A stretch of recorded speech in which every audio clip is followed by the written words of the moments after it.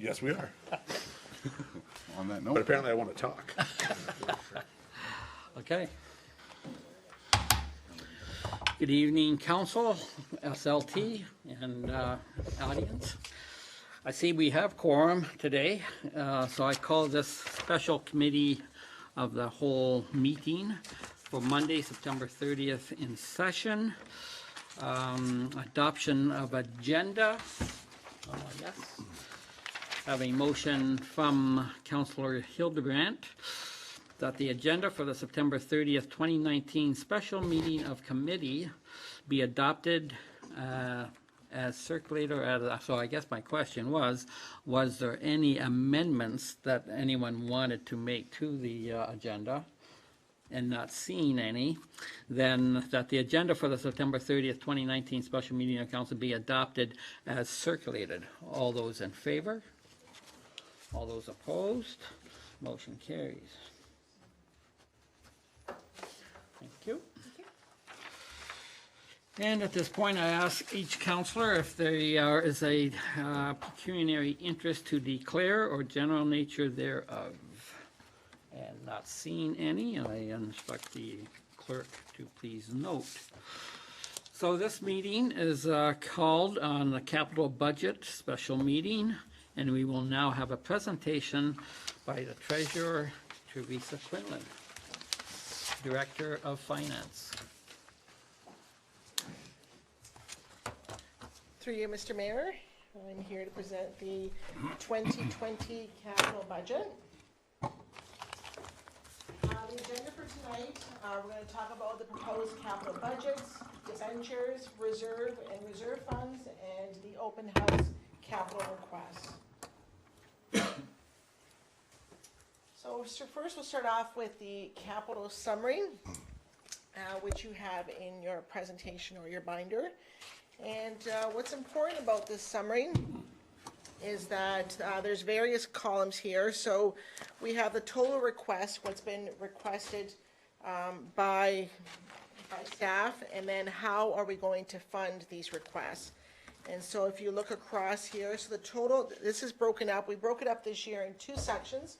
One is the tax levy, what's being funded by the tax levy, and the bottom part is what's being funded by the water and wastewater. If you recall, the water and wastewater is a separate budget because it's completely funded by user fees, so it has to be kept separate.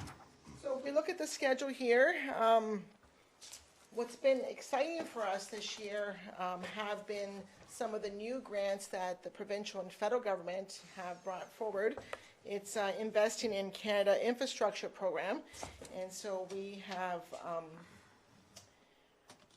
as part of the plan here, and as we go through in detail the budgets, you'll see that some of the capital requests are red circled because we're saying that we're hoping to get the money from a grant that we're going to be submitting on November the 12th. And the grant is the Investing in Canada Infrastructure Program Community Culture and Recreation Stream.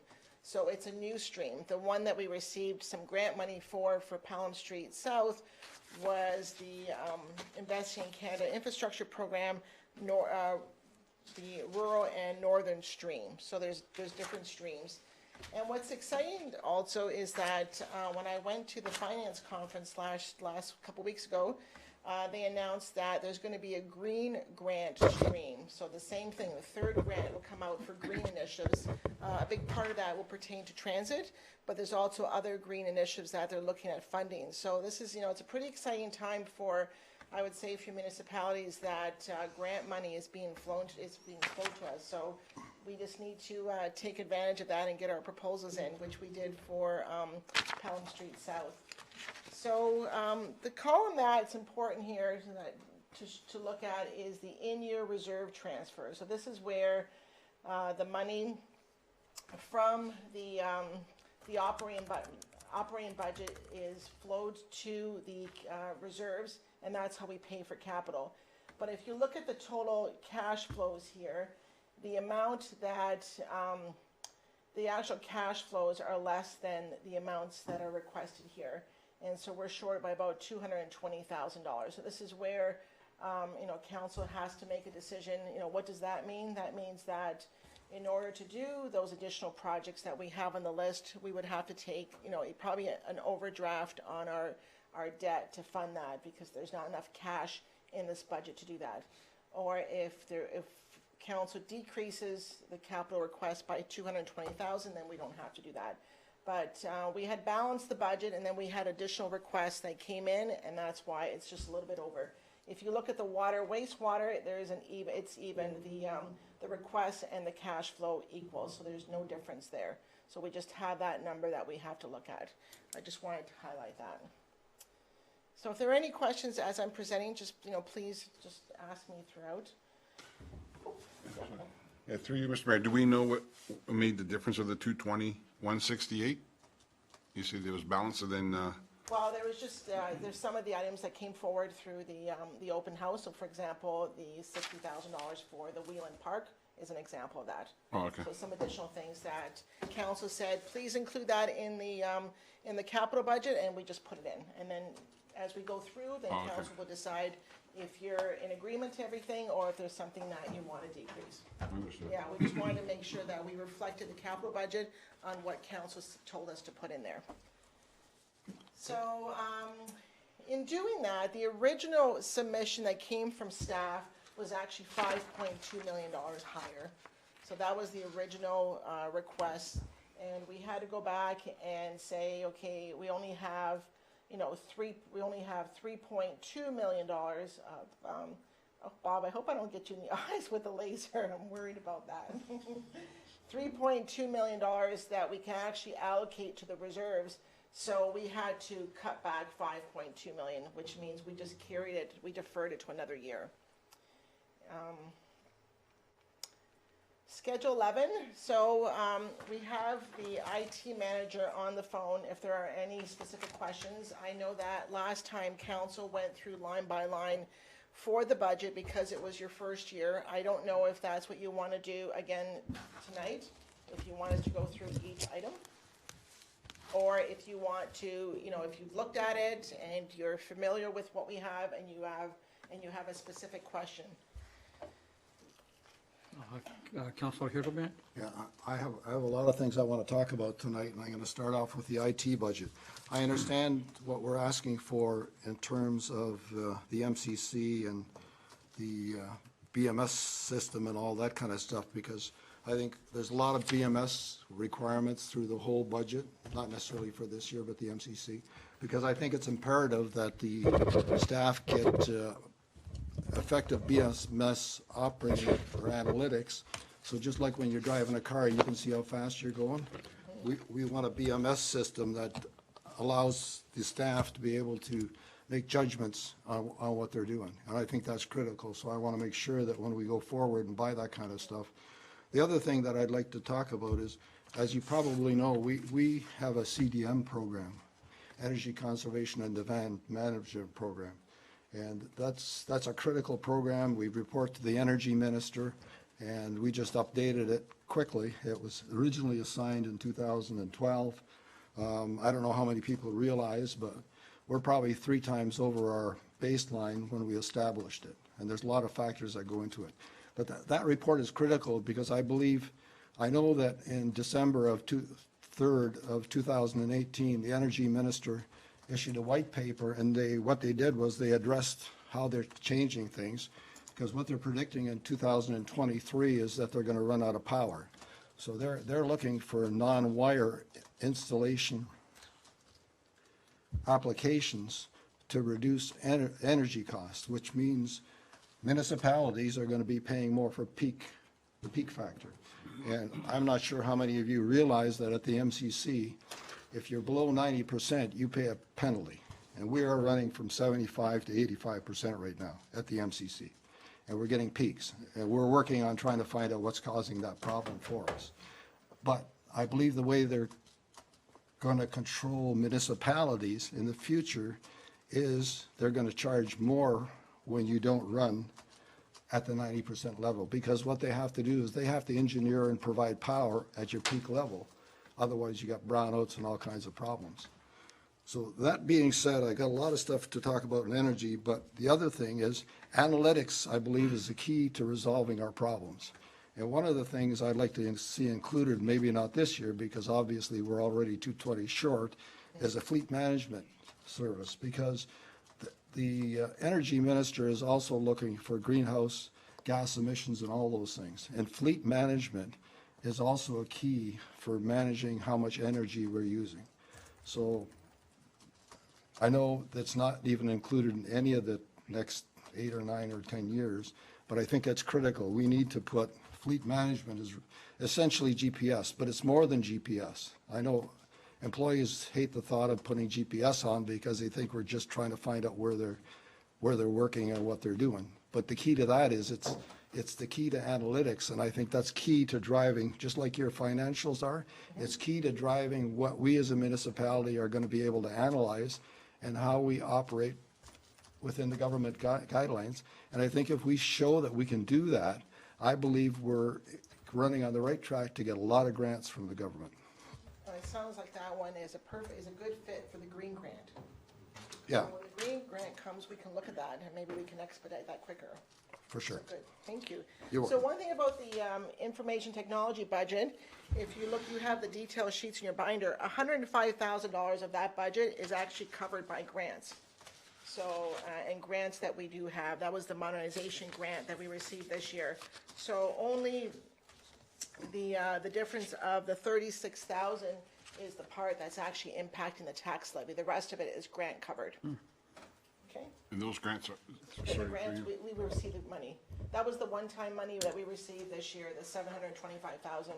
And so a portion of that was used for some of the capital projects in 2019, and we were able to defer some of that money into 2020, and these are some of the projects that actually align to that project, that grant. And I'll just tell council, for this, tonight's meeting, just go ahead and address all questions to the treasurer. You don't have to go through me. Perfect. Okay? Good. Okay, thank you. Good. So, you've ranked the importance of all the projects except for the last project. So, just want to get an understanding if that's a high, medium, or low project. The innovation technology, The energy management software? Yeah. I think they're all ranked, oh, I see, this is, well, Mike's on the line. I think we're gonna let Mike talk.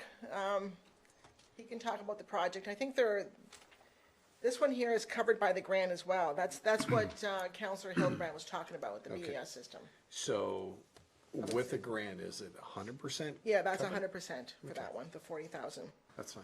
Yeah, okay. Okay, so the next schedule is fire and bylaw services. If you recall- Just before you go on, I'd like to really thank Mike and his team. They've done an excellent job. He provides us all the data for the MCC. Like, we don't have the data running on our own equipment, so he's able to obtain it from the hydro system, and he gives us all the analytics, so we're able to do what we need to do to analyze who's, where the money's going. So really, we see the energy going, but really, we're tracking the money. That's essentially, it's like a financial report. Great, thank you. Thanks again. Yeah. Okay, thank you, Mike. Thank you. Okay. Thanks, Mike. Thanks, Mike. Mike, I'm going to disconnect now, Mike, okay? Thank you very much. Yeah. Thank you. Thanks for So coming in. Schedule 12 is fire and bylaw services. It's a small budget of $83,000. If you recall, in the 2019 budget is where we had the new radios, so we spent a lot of money there. And this year, this is all things that are legislated, that's required for fire. No problem. And I will hand this over to the Director of Public Works. Oh, can we, excuse me, can we go back to fire just for 2 seconds? Sure. Thank you. Sorry, Jason. So Chief, on the replacement of the bunker gear, how many, is that all bunker gear, or is that a certain percentage, or how do you get is that, I guess, is that everything? No, through Mr. Mayor, no. Every firefighter has a first line set, which is good for 10 years. It has to be legislated, it has to be replaced every 10 years. So And then we also on a decon program, when a fire goes into a dirty fire and his bunker gets contaminated, we have to have a second set for him to be able to put on for any subsequent fires and things. So we have an inventory of second sets. Not everybody has two sets. We can't afford that. So but a set of bunker gear runs about $2,000 a piece. Okay. We have 100 sets just for the front line, and then another 50 sets for second line. So we're on a 10-year program. So we replace a tenth Yes, on okay. a rotating basis. So you'll see this looking all other years ahead. Every Yes. year it's about 35 or 40,000. Just Okay. every year we replace a tenth. So we don't have any big budget crunches Yes. at once. Okay, that's what I thought. I thought that was a heck of a low number to do everything at once, but that's how that works then. Okay, thank you for that. Sorry, Jason.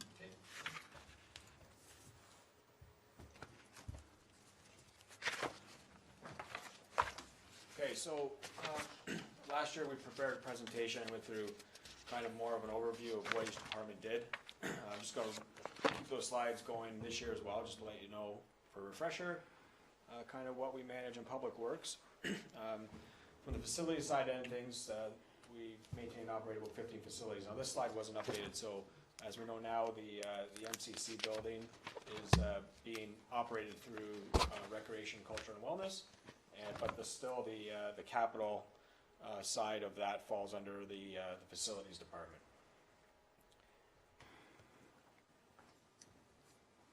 Just in general on the buildings there, Jason, I'd just like to make a comment on that. There's a lot of facilities, not a lot, but I know that there's the paddle club building, there is the tennis club, there's a model railway building, there's some other buildings. And the problem I see, and what I addressed last year, was that there's a difference in what organizations pay. Some pay nothing, some pay half, and some pay all the expenses, and vice versa. And somehow I believe for the next year, we need to establish some kind of a policy of who pays what. I know the tennis club, last time they paid for half of their court redo. And I know in the budget, we're saying we're paying it all. Last time they paid half. Paddle tennis club, they pay all.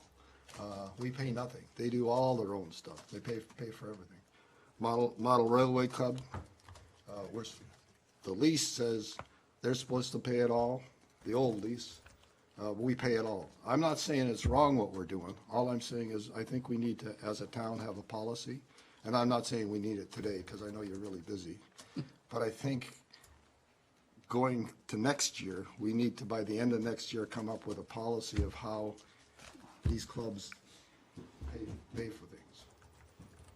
Through you, Mr. Mayor, so I agree 100%. I would be lying if I told you I was an expert on all of our agreements that we have with third-party users of some of our facilities. I don't. I do know that, yeah, there are some agreements in place. The CAO and I visited the model railway building last week, the first time in that building. What I got out of that site visit was the fact that there are some work that needs to be done to that particular facility. However, based on our 20-year forecast that was based on condition assessment, our last condition assessment that we completed in 2014, I don't think accurately reflects what actually has to be done there. So one thing I want to bring to your attention, you'll see in the facilities budget request this year, we want to conduct a new facilities condition assessment so that we can have a good look at what our priorities should be, what our requirements are in our facilities with respect to the maintenance and operation and upkeep of those facilities. So I need you to bear with staff on this with respect to the 20-year forecast. Until we get a complete view from a third-party side on what condition is of our facilities and what should be prioritized, what should be done, I would like to specifically focus on what our 2020 ask is. I mean, I have gone through the forecast, but there are things in that forecast as well that don't really make a lot of sense right now. So what I would like to do is, if you have questions, we can try to work through those, but my request would be to look at conducting a facility condition assessment in 2020 so that we can get a good handle on what we've got and budget from there. Yeah, I'm very happy with that, because I've gone over that. The only thing I will be addressing later is the MCC additional parking. I know we need parking, but I've got some other items that relates to that we're gonna be discussing later. Sure. So we'll discuss that later. And I agree. Yep. A facilities assessment would be the excellent way to go, and then we know where we're going. Appreciate it. So with the facilities budget, capital budget, you want to go through these one by one. The third one down is the facility condition assessment. So that's where we would like to bring in a third-party consultant to have a look at all our facilities, including the MCC, and do a complete assessment on those facilities and what the needs are on those facilities with respect to the maintenance of them, and capital expenditures that will be put in place with those facilities. One thing we have not addressed in this capital budget is the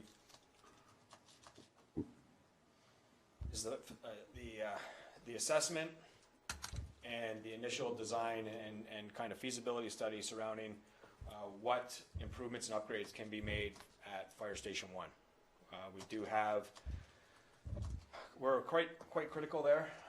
This past weekend we had major flooding in the fire station. We had town crews in all weekend long to try to clean up, and that cleanup effort continued this morning. So we've had to relocate some staff now out of that building. We are currently, under the 2019 budget, there was a roofing project that was passed. We did retain a contractor. They're actually completing that work right now. However, the damages are quite significant now in the building, and so we need to look at doing something fairly quickly with that facility. One of the things that we wanted to include as part of the 2020 capital budget was to retain a consultant to do a feasibility study and kind of see what kind of options we had with respect to a rehabilitation of that facility. What we've allowed for in this budget underneath that facility condition assessment would be to have a look at all our facilities in the town, give us a report, but also have a specific look at some of the issues surrounding Fire Station 1. And we have leaking roof that we're replacing, or not replacing, repairing. But we do have other concerns there as well. We've got some structural concerns with the blocks for the walls, specifically on the east side where the bays are. And we did have an architect come take a look at it. They recommended we continue on with some further, more in-depth studies on that to see if there's any immediate concerns that need to be addressed right away. So this $75,000 would complete facility condition assessment for all of our town structures, provides a report, but also do a more detailed look at the Fire Station 1 to determine if there's anything that needs to be done immediately on that structure. So with the damage that's that's done in the office space and whatever, is it more or less drywall, and what really has to be done, and how are we going to correct it so we can have staff back into the area? With the insurance company come in today just to take a second look at it. The computers, we had a number of computers that were wet, but IT came in early this morning, got things fixed up. I think our IT equipment is going to be okay. It's operating, so Good. A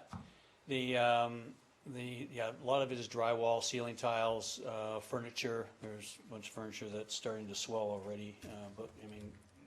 So, having said that, right now we're laying on the way that I think we can mitigate all what we have up there with staff without having outside contractors, without spending a ton of money, because we know in the next couple of years we're going to have to do some more work in that building. So I think we're in a position to take care of it ourselves without going through insurance or whatever. That's where we're at this point. So tomorrow morning, the roof is sealed off tonight, so with the rains coming the next couple of days, hopefully the patch works. And if there's no more leaks, then we're going to start ripping walls down and replacing stuff like that. But like I said, I think we can mitigate most of it with just our own staff. So I never did find out, was it the roof leaking or was it a plumbing problem? No, it was, through Mr. Mayor, Friday, they came in and started stripping the roof. They took the stone and tar, is that what? I'm not familiar how a roof is put together like that, but I think the stone and the tar they took off down to the insulation, and they tarped it, but the tarps didn't work, and it rained a fair bit all weekend long. Huh. And it was on Saturday, early Saturday morning, late Friday night, when I was in there, it's like you could have taken a shower in there. Wow. It was pouring in that bad. So it's okay though. We'll get through it, so. So would that be the roofing companies that would be responsible for that? Well, the insurance guy met with the roofing company. They did they tarped it, they did their due diligence. It just, Okay. because the roof has been leaking for a number of years. Yeah, I know it had me, So yeah. it's, Okay, yep, thank you. Any other questions on that? No, you got it. Okay. Mr. Mayor, then continuing on, FAC 0420, Tice Road Operations Center electrical upgrade. So one of the things we're looking at doing is the Tice Road facility, we're reaching our capacity there. It is a very small public works yard. You'll see in the 2020 forecast, I think it's about 5 years out, that there's some money slotted in there to do some improvements at Tice Road. We'll look into what we should do there. I mean, it's something that we need to start looking at. But one of the things we want to do in preparation is try to house some of the people at that facility, is move the storage unit, the trailer that's at the old arena, relocate that unit to Tice Road, where we would be able to allow for some additional office space, specifically for our facilities personnel, as well as provide some more storage. So that's what we're doing. That's what the $6,500 is. It's an ask to basically move the trailer and to create some. No, sorry, this isn't to move. This is actually to do some electrical upgrades to the panel itself at Tice Road, because the panel's tapped out. Even without that trailer being there, I was told that we were running block heaters last year, and the panel is at its capacity. So we need to do some upgrades to the panel there, and that'll help us assist in when we relocate that trailer as well. There's going to be a report the staff will be bringing to council. I'm expecting that to be in November regarding the relocation of that trailer, and that will kind of lay out what our plan is for that. You probably haven't seen our report yet. At the last USC meeting, we did analysis on the 4 largest power users in 2014. Tice Road was one of those, and Tice Road's performance from the baseline went up 137%. Last year it was 30% more. And when you said they were using block heaters, I'm wondering whether block heaters just drew an awful lot of power, or how it happened. Because our next meeting for the USC is at the Tice Road facility, because we wanted to see what happened from 2017 to 2018. That just came through our analytics that we're doing, that was provided by Mike. So through you, Mr. Mayor, this would be great information that we could pass on to our guys at Tice, even have them involved. It is not the most efficient building, Right. by far. And when I say we're reaching its capacity, it's also outdated. There's limited space availability for us there. Well, we're there to help, so that's why we're Exactly, having yeah. our meeting there, to see whether, Yeah, but I agree 100% that this is probably one of our most inefficient buildings within the town, for sure. yeah.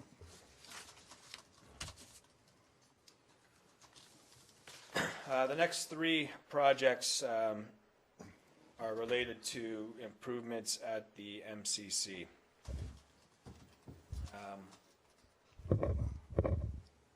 Are there any questions specifically related to these 3 projects? I'll try to answer them. Yeah, can you just give me a little bit more information on the passive area fence? Vicky's not here tonight, so through you, Mr. Mayor, the front entrance, the one that's facing Wellspring, not the parking lot side, the other one, There is a bit of a courtyard there, and we want to put in a fencing there, a fence there just like we have in Peace Park, the low black fence, for two purposes. One, for in the summertime for the children, for the programming, because we don't have a park adjacent to the community center. That would keep the safety of the children's programs. And two, it's also a designated area for events that we have. So that will form the enclosure if we wanted to have an outdoor event and have alcohol. It's more for the programming. So the other thing too is, and I just wanted to mention that in next week's council meeting, we are bringing forward to council all of the all the capital projects in the next 10 years that actually pertains to recreation. And some of these projects will be on there. So for example, the fence that's on here will be on that list for us to submit that proposal. So we went through in detail and picked out anything that pertains to recreation or cultural that qualifies for that new grant that we're submitting. And these items that are on here will be on that grant submission. So right now we have them as part of our 2020 budget because the recreation department needs that. But if we get the grant money, then we won't have to use our own money. I just wanted to mention that. How about 2 by 48-inch gates? What would that be? So this is a request, again, through Recreation, to install 2 gates in the Occipitor Arena. I guess it would be on the, trying to get my bearings straight, on the west. North end. North end? Far end, is it? It's yeah, it's the west, yeah. Yes. It's the far end. yeah. I'm calling it west. Yeah, okay. It's west. Okay, you're right. West end. The rinks run east-west, I think. Yeah. They do. On the west end, there's the only way for this is I think the main purpose of this gate is just to put 2 gates in so that to access the ice. We do have the gates around the other side on the east end where the Zamboni comes in and out, but there's nothing to get access to the ice surface, or I think it's specifically the request is being made to support trade shows, to get people in and out off the floor, because the only way to do that is either to go down the hallway and then through the doors where the dressing rooms are. There's no actual gate for the public to get onto the floor from that end of the rink. Sorry. But when I add to that's a fire issue also, because when they have trade shows, they like to put curtains up to block ends and so forth. You can't block fire exits. So the occupancy of that floor area is designed on the number of exits in that floor area. If we were to add these 2 exits, then the trade shows would have a second option to be able to curtain or stage or put other infrastructure within that floor space. That could block an exit or 2, and these would be additional. So we'd have more options, because right now they can't do that. I won't allow them to do that. Okay. So the gates are in the boards? Like Yes. from the rink surface, like the concrete in summer? They're actually in the boards?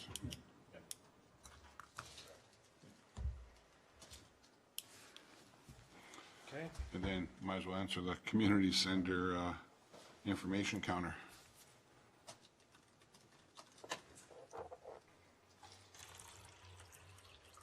Teresa, I'm sorry, I don't have the information on that app. That's fine. Oh, the counter? Yeah. Oh, okay, so through you, Mr. Mayor, most community centers do, this was part of the original design, was to have a counter. We have a counter in the library, so you know how many people actually use the facility. That's what the counter is. It would actually track the number of people that are using the community center as you walk in and out. So it's just, you walk through the doors and it counts people. So then you'll know that the volume that you have, and it's just part of the recreation and events data gathering. Would it be on both entrances? Yes. Yeah. Because it'd be useless only on one.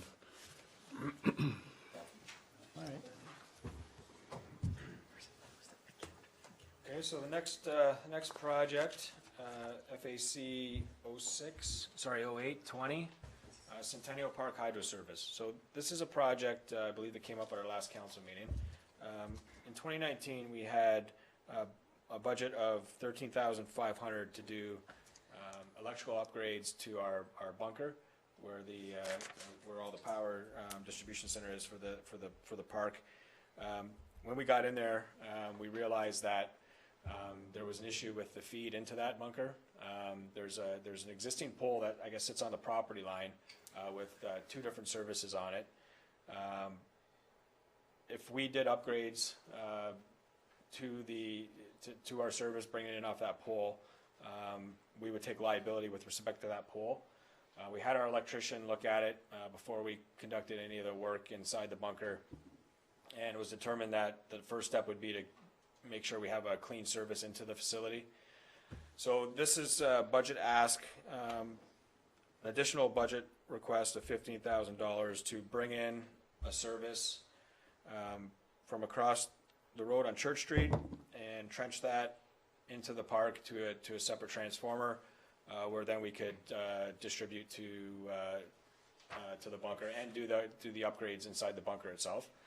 So the additional cost here is basically to give us a combined budget of $28,500, which will give us a private service, our own private service into the park, and then allow us to do the electrical upgrades inside the bunker.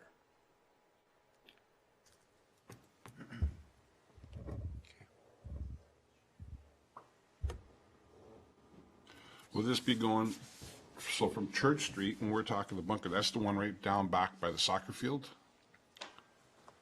Is that how far you gotta trench it? So underground service from Church Street to Diamond 1 to a pad-mounted transformer. Diamond 1, that's Diamond 1. That's the front one. First one on the right-hand side. Yeah. Yep. Diamond 1? Is there a transformer there? I know there's a transformer way back on, By the soccer field. by the soccer field. Yeah. I'm pretty sure there's a bunker there. Don't know. There's a visible one, there's a building back further. That's where you turn the lights on and off. Yeah. Because Diamond 1, the lights are turned on by the concession stand. Right.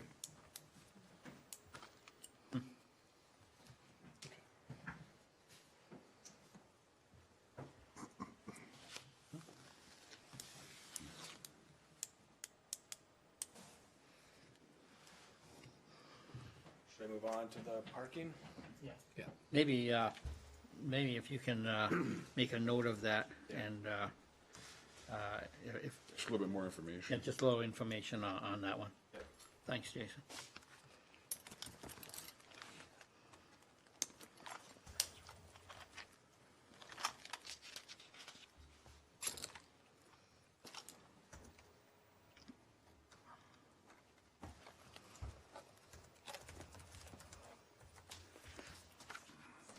Okay, so this is a red circle project. Indicates that the project is on hold, pending funding or further council approval. This is a project that would add, I believe, half of part 4 of the property to construct additional parking for the MCC. Excuse me, Mr. Mayor. Yep. We just bring Councilor Stewart to speak. We're on section 13. Oh, Yeah. okay. And Top of the welcome to page. council. How many extra parking spots will that, for that dollar value? It's about 90.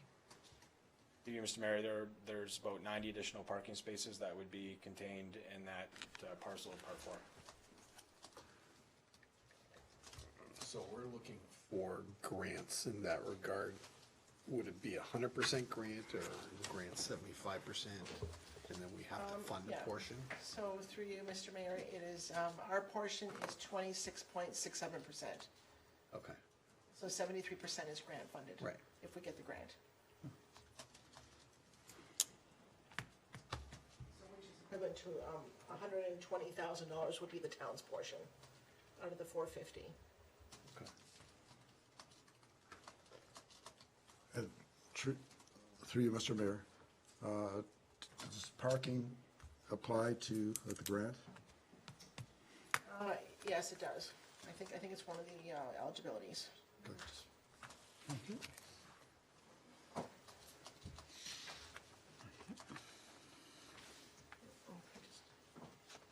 Yep. Through you, Mr. Mayor, with regards to, I just was emailing the Director of Recreation with regards to that counter. The reason why it's important is for grant funding. We actually have to provide stats to our funding agency on the number of people using the facilities. That's why the counter is important, is to get more grant money. Thank you. Thank you. Any further questions on the parking ask? No. Last item with the facilities budget are the flagpoles. So this was $6,000 to supply and install those 2 additional poles here at Town Hall. The idea is that the operations staff will do the installation.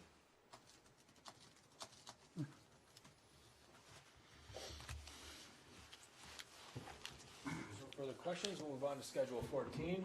So this is parks and beautification. Again, our beautification team, they're responsible for municipal grass cutting, storm pond maintenance. We take care of all the sporting fields, baseball, soccer. We also are responsible for our trail network, maintain our trail network in the town of Pelham, as well as the flowering baskets, maintenance of street furniture. We do all the Christmas lights, and we're also, more importantly, operations issues such as forestry, tree removals. We're responsible for that underneath this budget as well. The first project, Parkville 120, this is a dugout bullpen safety improvement at Centennial Park. The user group has been requesting bullpens at this location. This shows as a red circle because I believe we were going to be discussing possibility of fundraising and grants for this particular project. So before you go, if I can talk on that to Director and to Council. So I have been in touch with Director of Recreation, and she has given me some details that I will be taking to the Kinsman Club to do the Harold Black, and also the Fenwick Lions to do Centennial Park. So it's 2 dugouts for $7,500 apiece, and they didn't want to make any promises, but they were, let's just say right now, they're receptive to the idea. So I'm going to further discuss this with them, and that's why it's red circled. Thank you. Through you, Mr. Mayor, on the same issue, I requested from the Director of Education usage of every sports facility we have. I've got 10 grandkids, just all of them have played soccer, and I'm always down at Centennial Park. I've yet to see a baseball game on Baseball Park number 2 at Centennial Park. I've seen some guys hitting some balls, and so that's why I asked for this report. I know the one at Harold Black Park, that is used by the league, like the guys at my age and younger, and whatever. That's a certain B&B league. That's always used. That's always used. I know that number 1 is used for the kids' t-ball, and number 2 is used for the other guys. So I just wanted to see some usage figures. I'm not against spending the money for the dugouts, but I know coming up you're going to want clay. They want clay diamonds as well, and I know that clay diamonds cost twice as much to maintain and take twice as long to maintain. So not only are we spending the money to make them clay diamonds, but we're also increasing the amount of man hours you are going to need to maintain them.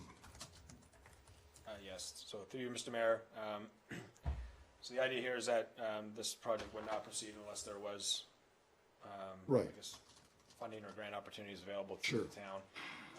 And yeah, if you look back through the 20-year forecast, you will see there's quite a few. They must, the Pelham Minor Baseball Association must have a very aggressive president because there are a lot of asks in the 20-year capital forecast with I saw respect to that. upgrading the baseball facilities. But you're also upgrading the one where the B&B League plays at Harold Black, and those guys, or those players, I shouldn't say guys, because there's a lot of ladies there too. I don't see those guys sliding around on the diamonds. They're also asking for that one to be a clay diamond. So you're talking about Diamond 1 on Harold Black? No. The shorter diamond? Yeah, Yeah. You slide all the time. I'd come home and my wife would have to Oh, you slide over administer there? to Oh, okay. take the stones out of me, so. Oh, okay. No, okay, I guess we need it then if John's sliding and getting stones. Don't give us too much detail there, Councilman. Okay, Seriously, they stop. Yeah. oh, okay. Yep, go ahead. Okay. Park 0220, Forestry Services, this is an annual program that we use fully for removing dead and diseased trees from municipally owned properties. River State Park Development. Oh, so here- Jason, Mr. Director, if we could go back to Forestry Services. Is the 80,000, and I obviously don't have last year's, but was last year's 80 or was it 50? I thought one year there was 45, but maybe because at 45 we weren't keeping up, or maybe the 80,000 is the same as last year. It was the same as last Oh, year. is it? Oh, okay. And are we keeping ahead of the game at the 80,000? Yes, I talked to our operations manager, and he said, his exact words were, we use all of that. Personally, I don't see why that's a capital item. I believe that maybe should be more of an operations item and fall under the operating budget, but as it stands right now, we didn't make the change this year, and it's in the capital budget, but we do expend that whole budget amount. So that 80,000 then, if it's our guys doing the work, or is this 80,000 to bring in tree guys, outside arborists? Do you know how this 80,000 gets spent? So there's $80,000 that's part of the capital program. We also have tree maintenance through our operating budget. We got both. We do use the funds, and yes, it is a blend between our own staff, and we also have a contracted service that we use for tree removals that we're not able to get, some of the bigger stuff. Okay. And the outside tree guys, we do, what's the word I want, we do tender that service? Go through a competitive process on that. Okay, great. Thank you. Yes, Chuck. Yeah. Thank you, Mr. Mayor, we just double checked, last year's amount was 75,000, Oh. and this year's amount is 80,000. Okay, very good. Thank you. Yeah, through you, Mr. Mayor. On that tree removal service, I know that there is contractors, and there's 4 locations on Sumbler Road that they removed the trees this year, and then they would come back. They mark them, spray paint them, they say they'd be back for grinding of the stumps. And to my knowledge, up to today, that still hasn't happened, and I'm wondering, do we pay the contractor ahead of time, or does he get paid when the job's complete, or do we hold any money back? Through you, Mr. Mayor, so the tree grinding, the stump grinding is a separate item, so they would not be paid for that until that work was actually completed. I know that it's a separate operation that comes in to do that, and they come in and they will coordinate and schedule the work so that they can come in and with economies of scale and be able to tackle a program with a number of stumps.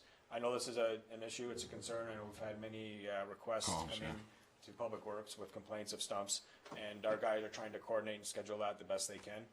We don't do that ourselves. That's not work that town staff do, and that is 100% contracted out, the stump removal. So, yeah, I mean, we try to coordinate with our contractor, work with our contractor, and yeah, we understand that there is an issue, after the trees are cut, before the stumps get removed, there is some time there. Yeah, the contractor did cut the trees down, and then he said he'll be back for the stumps, and it's been like So it's, right, months, yeah. we've got a number of Complaints? concerns from the public regarding that. Through you, Mr. Mayor. With regards to that, Jason, is the Ontario Hydro or Hydro One involved in cutting down trees as well, and then they leave stumps and we have problems with them? Yes, that's correct. Yep. I remember we had quite a vocal resident, Correct, and that was. Robinson Road. Right, and That was a hydro tree. that's correct. And again, that resident was waiting for some time, almost over a year, I think. for I the understand. stuff to get removed. So, anyway, we understand that there's definitely an issue there with timing. Okay, thank you. So one last question on that, and not to get caught up on trees here. So I was under, because I see a lot of trees, you make 'em- you may, you leave the stump at about 15 feet, take all the branches off. I thought maybe that was a new way of doing, that they just leave the tree standing there and take the branches and leave the 15 feet of trunk standing. You're not aware of that? Maybe I'm seeing that on private property, but I thought it was on road allowance that I've been seeing that. You're not aware of that as being, No, through you, Mr. Mayor, okay, no, I can look into it. This seems odd to me that somebody would do that. Yeah, They usually okay. take the stump at close to ground level, and then they bring in a separate machine that Yes, that grinds up does the the stump. stumps, right? Okay, well, I've seen quite a few trees about 15 feet high with no branches left on it, and it just seemed like they leave that portion stand. And I just wondered, I thought maybe it was just a new standard of doing it, but, okay, But I'm aware. thank you. Just one last question.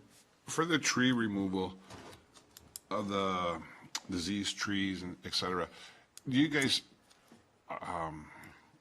patrol that, or do you just go remove them when there's a call that it fell across the street or something? And I just noticed, I'm going to use Sumbler Road for an example.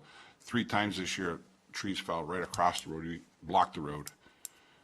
And I know there's a lot of dead ones along the side. Do you guys survey them, or you just wait till they fall?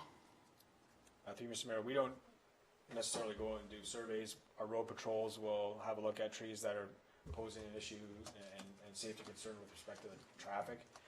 Most of our removals are slated around requests that come in through our PSR system, and we respond to those. Okay. Thank you. Okay. The next Park 0320 is playground in River Estates development. This is a project that is probably better answered by the Director of Planning with respect to the requirement for this. This is a park in the River Estates plan of subdivision, so that subdivision is probably 90% built out. So the thinking is it's time to get started on the park and not to wait too long to do that. So that's why that park is in there.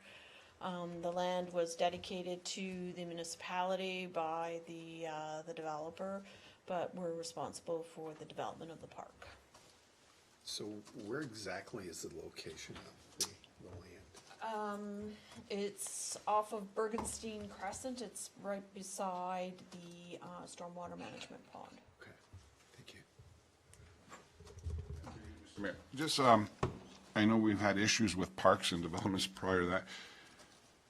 Is there, correct me if I'm wrong, the parks, is the funds not dedicated through building permits or development charges? And is that rolled in here, then we take it back out, or? Where is the, yeah, go ahead, Charlie. Nobody wants to answer the question. Through you, Mr. Mayor, the funding, which doesn't show up on that slide for this particular park, is parkland dedication. So that is collected at the time of building permit. And there are several different projects that can qualify for parkland dedication funding. This is one that we've identified, and that's the way it's been budgeted for this year. Okay, so it goes into the big pot, and then we take it out through budget. We don't leave it separate. It is separate. It is in a separate reserve fund. So the parkland dedication funds are collected at time of building permit. They're put into the parkland dedication reserve fund. Okay, and that's where it says other in that column? Is that why? Yes, and beside in other description, it says parkland dedication. So if you look in your binder, it has the detail. Yep, that's from,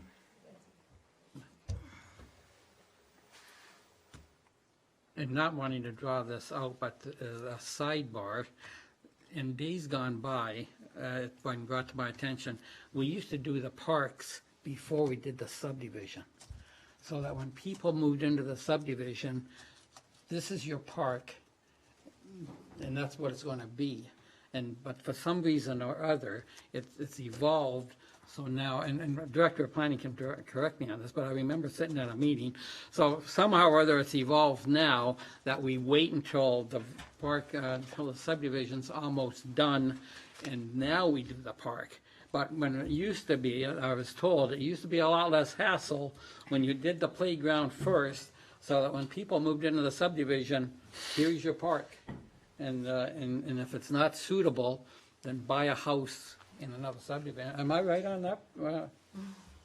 Yes, Mr. Mayor, I mean, historically, in the past, prior to municipalities collecting money for parkland dedication, we required the developer to develop the park. And it was something that we negotiated with them as part of the old subdivision approval process. And so that changed certainly some years ago, and we now collect the land for cash in lieu for parkland. We collect that as part of, at the building permit stage, that to go into reserve fund, and then the municipality has funds available to develop the parks. Every municipality is a little bit different in terms of the timing on when we require the park to be developed, but because we are the developer of the park, we're in control of the timing around that. Okay. And if we're not taking or collecting cash in lieu for parkland, then it would be something we would negotiate with the developer in terms of the timing on when we want that Okay. park to be developed. But the policy now in the town, and has been for, certainly some 10 or so years at least, is we have the cash in lieu for parkland, we collect that and we develop it. Okay, great. Okay, but Thank you. yeah, there was a time in the past where it was certainly done differently. Thank you for that. Okay, good. Is there an expectation for the type of park that these people in this area will receive? I'm just saying, we come up with that number. Is that a suitable number? Will they get what they're expecting? I just don't want to run into the same problems we had with Lookout. Yes, Mr. Mayor, through you. I think, this budget is more in keeping with kind of what we expect to develop in the park. We had restricted budget allowance for Lookout and Wayland because we were doing 2 parks. And so I think the Director of Recreation, Culture and Wellness is fairly comfortable with this budget for parkland development. It is a park that will have some type of play equipment. It's not an active park in terms of playing fields and that kind of thing because of its size. Would you know if it's a traditional park like we have throughout the municipality, or is it going to be something like with the wood structures that we're looking at with Lookout? Well, through you, Mr. Mayor, we have not done the RFP for this, so we don't know what's coming in. This is put into the budget. We'll have to develop the RFP. That'll determine, what kind of style of park it will be. Thank you. Okay. Yep. Good. Article 420, that's playground turf repair. So this is basically doing an inspection and minor repair works to the surfaces, play surfaces on the rest of our parks. This is something you'll see throughout the 20-year capital forecast, just a maintenance item. The next project, Park 0520, Wayland Park. This is a request that came as a result of the presentation at the open house, the 2020 budget open house, and so we've included for $60,000 for additional playground equipment. Oh, and through you, Mr. Mayor, also the base request was for the equipment, and I think it was 40,000, and we had to increase it to make sure we had enough money for the base. Yeah, that's right. Yeah, okay. Thank you. Yep. Would that additional 60,000, would that be in comparison, like that size of park with the other one in Lookout? The one that's farther back? I want to try to keep everybody consistent and even. I think this was the additional equipment that was requested, so there is. Yeah, I believe that was around 20,000. This has that slide Yep. already built in, so we have money that's been set aside and we're using to to do the drainage and to prepare the park. And this was additional equipment that the residents came forward and said, you know, I think we want a swing set or something. So this is what this is. Yeah. Okay. And while we're on that park, I went by there last Thursday and the grass the new sod that they laid is all brown, so I hope we didn't pay yet. And that there's nothing left of it. Through you, Mr. Mayor, so, the contract, we have been in contact with the contractor, they did install, sod outside of what their scope was. That grass sod has died. We've talked to the contractor, they are going to honor that, they're gonna come back and replace that sod. Okay, good, because it was just last Thursday I went by there and I said, wow. But in addition to that, there's an area that's still all weeds Yeah. that apparently is going to be like top dressed and seeded. Cleaned up. As opposed to sod. Why we have a portion that's seed and the rest of sod is beyond me, but. Pardon me? Yeah. Do it all. The difference, I guess. So I'm just gonna make a note of that.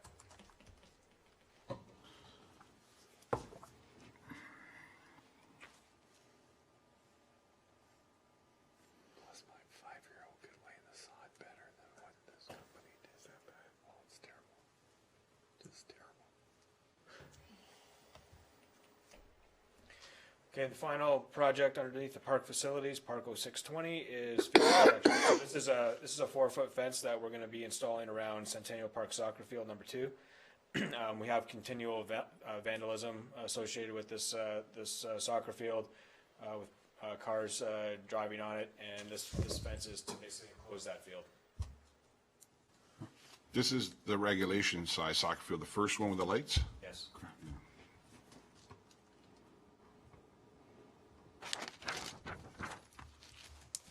No, I'm sorry, Councilor Stewart.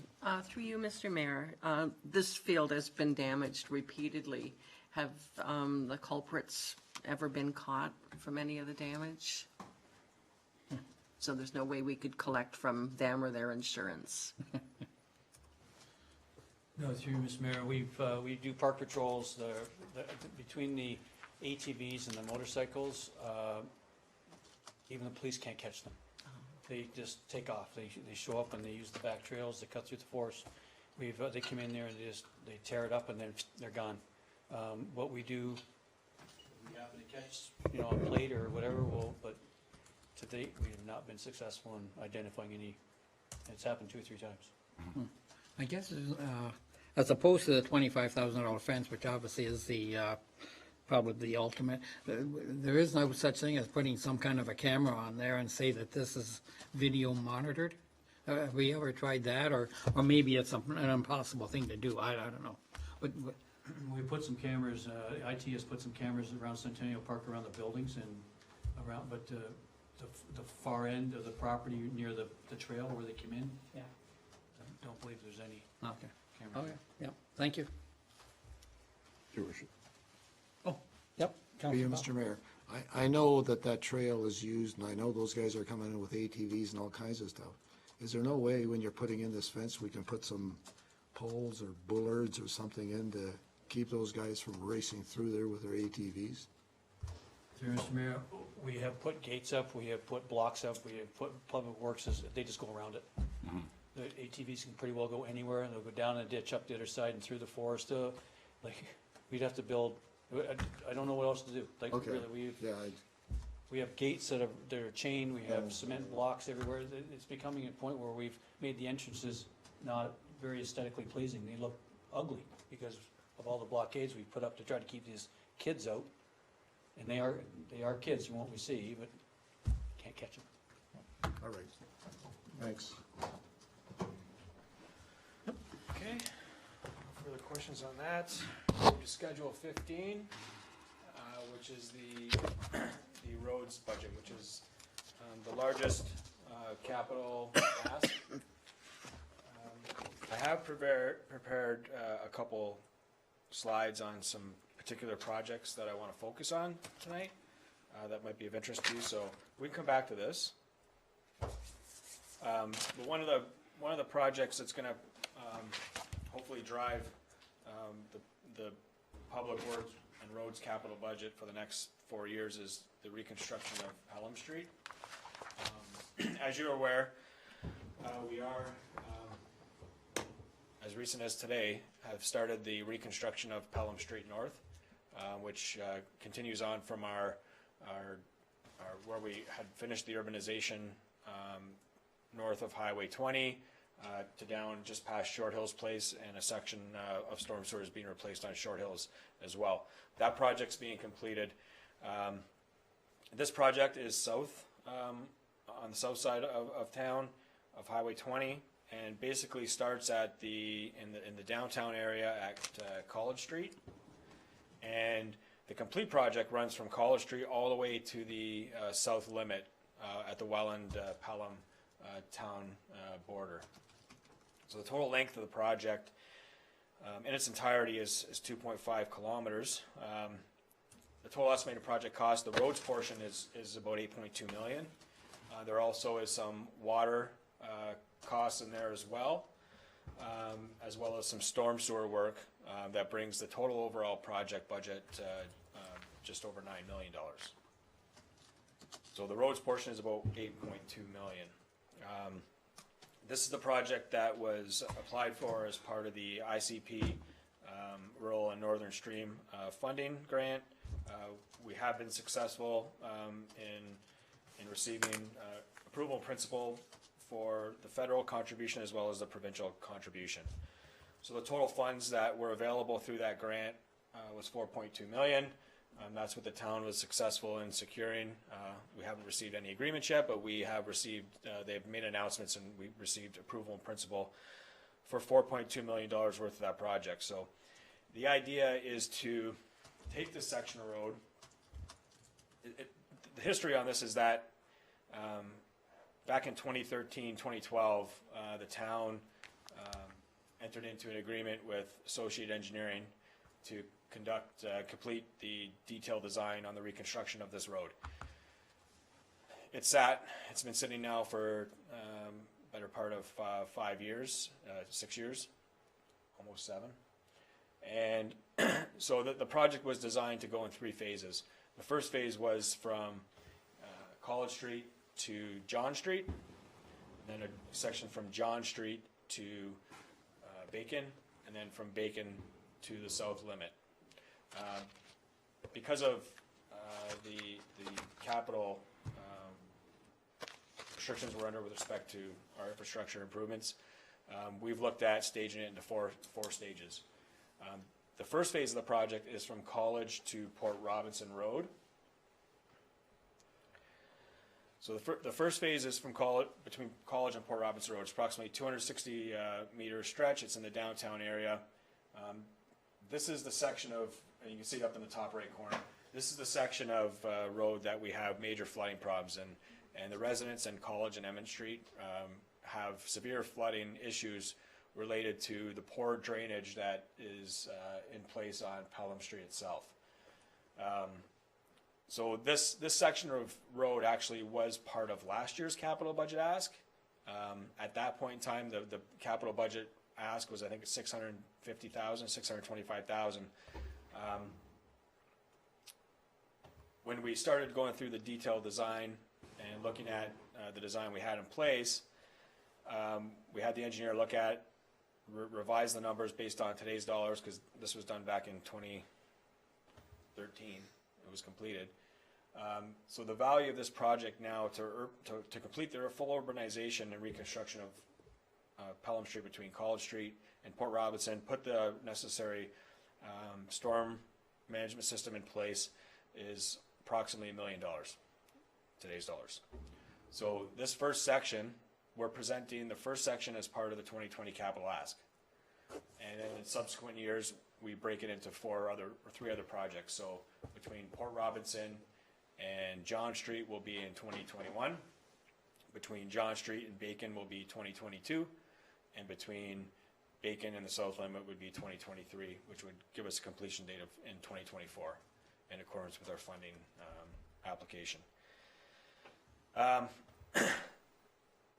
So the need is there. This first stage of the project will allow us to resolve some major flooding issues with those residents, and also provide some safer movement of pedestrian and vehicular traffic in that area.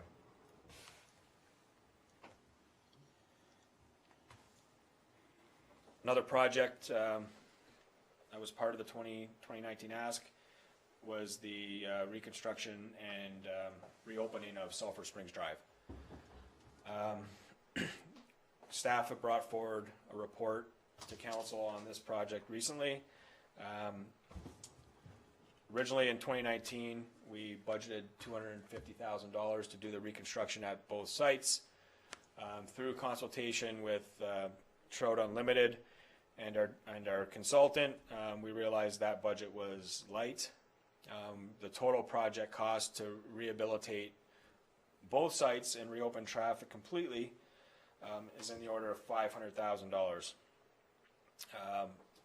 The approach that was the preferred approach based on our feasibility study was an environmentally sensitive and soft approach, soft engineering approach, I would consider that. Restabilizing the banks using geotechnical geomats and a geotechnically reinforced slope to stabilize the creek. So obviously this is part of the 12-mile creek, so we have an interest in working with organizations like Trout Unlimited, Niagara Escarpment Commission, Niagara Peninsula Conservation Authority to come up with environmentally sensitive solutions. And the cost to rehabilitate both sites is in the order of $500,000. The budget ask is $550,000. This is to finalize some engineering, as well as complete an environmental assessment study, which would look at the option of possibly closing down Sulphur Springs Road at either one or both sites. Both sites would be very difficult, obviously, because there are residents in between these two failure locations. So some type of roadway would have to be maintained. Whether that's from the Effingham side or whether that's from the north end, that could be determined through that EA study. Staff are currently working to put an RFP together to go competitively to retain a consultant to do an environmental assessment study, which would be a public process, which would also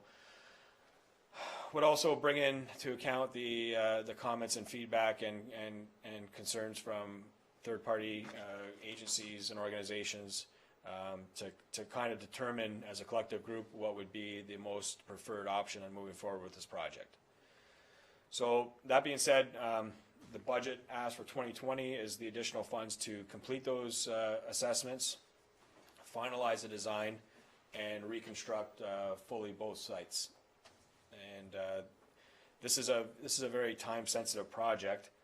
Because of the 12-mile creek and it's a cold water stream, we're limited to the time when we can actually get into the water to do the work, and that period is July 1st until the end of August. So we've got a 2-month window to be able to do this construction work to get out of the water, so that we don't negatively impact the stream. Director, has that, so we've done the engineering, we haven't tendered it out yet, the actual work? That's correct. We have not tendered the work. The stage we're at right now is we have, in essence, a feasibility study and a conceptual, a concept of what could be done. The engineering that was provided by Water's Edge, they're a geomorphologist. They specialize in stream protection, and they've come up with a solution from an engineering perspective that they believe works, that would stabilize that road and allow us to reopen traffic. So that's where we stand right now. There's still some additional work that would need to be done to finalize the design, put together a tender package to go to tender to reconstruct as per their preferred solution. And that could be done very quickly. But based on the request from council, The request to staff was to look at reconstructing both those sites and possibly look at the option of closing the road down permanently. Specifically at the site 1, which you see in the top right corner, which is the location that's located just 200 meters downstream of Luffman Drive off of Effingham.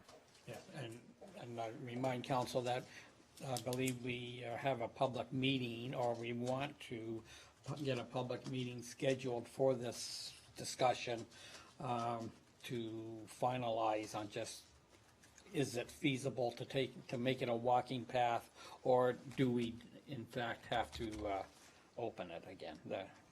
So, through you, Mr. Mayor, so this is a legislative process. This isn't, you can't just have a public meeting and then have 5 residents show up and say, we just want to close off and then close the road. That, we're legislated under the Municipal Engineers Act to conduct municipal environmental cost assessment study. It's a formalized process. It's a public engagement process for sure. You get feedback, and depending on the type of project it is and the value of the project determines the class of environmental assessment study that you conduct. So there's a class A, which is, you just go ahead and do it. There's a class A+, which is a pre-approved project, but you still have a public meeting to let everybody know what you're doing. And then there's a class B, which gets into more, which I see this project being, it gets into more requirements. There's legislated communication that you need to make with different organizations, agencies, and that does require you to have one public meeting. So the way I would see this going as a class B environmental assessment study, and I am scheduled to bring a report to council which will lay out the exact process that we would go through in this case. But my guess is that as a class B environmental assessment process that we would retain a consultant. They would review the results of the feasibility study. They would also make initial contact with agencies and as well as public, and kind of look at all options, all the way from doing nothing, I guess, to reconstructing and opening the road at both sites. And they would have a number of different options laid out in there. They would evaluate those options, and based on the feedback that they got from the public as well as from the third-party agencies, then they would formulate what they would consider to be the recommended solution. Is at that point that we would have a public meeting, and we would bring the public in.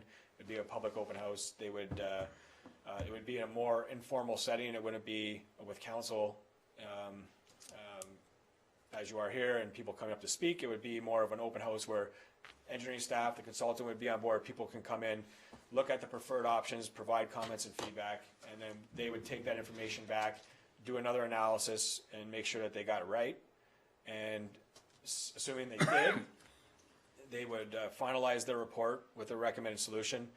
They would be required to post that document for 45 days at the public library and town hall. And during that 45-day period, there would be a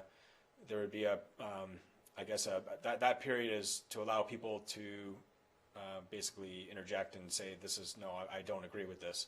At that point in time, that's considered a Part 2 order, and we would be ordered by the ministry to hold off on advancing the project until that Part 2 order was satisfied. Sometimes that could take up to a year if we received any issues with respect to that argument. So now I guess I don't have to bring a report to you in November. Any takers? No. We'll bring that report together to council to kind of lay out that process. But that's kind of how we're legislated to move forward. Yep, Councillor. Through you, Mr. Mayor. So you're telling me there's a possibility you may save us $220,168 on this project? Through you, Mr. Mayor. Right. So what I'm saying is, if the preferred alternative that came back was to close the road at Site 1, Right. I believe we'd still need to make sure that we maintain access to those residents. That would involve reconstructing Site 2. As I stated previously with a separate report, in order to fully reconstruct site 2, we need to close the road, probably for a period of 2 weeks, which means that we need to do some type of stabilization at site 1 to allow access to those properties. So there may be some cost savings with respect to the overall project costs if we decide to keep site 1 closed, but there will be definitely costs involved with having to stage it, maintain access, and yeah. I was just looking for $220,168. Any further questions on Sulphur Springs? I think we're done. There's just a couple more. Let me see. There's a couple more. Yeah, one more project I just want to touch on. Then we can go back to the budget sheet. This is a Station Street stormwater management pond. So here's a couple of pictures showing the erosion that's taking place at the outfall into that pond. It doesn't function right now. There are major issues with it. It does service approximately 20.8 hectares, and it is also located at the head of the headwaters of the 12 Mile Creek. So,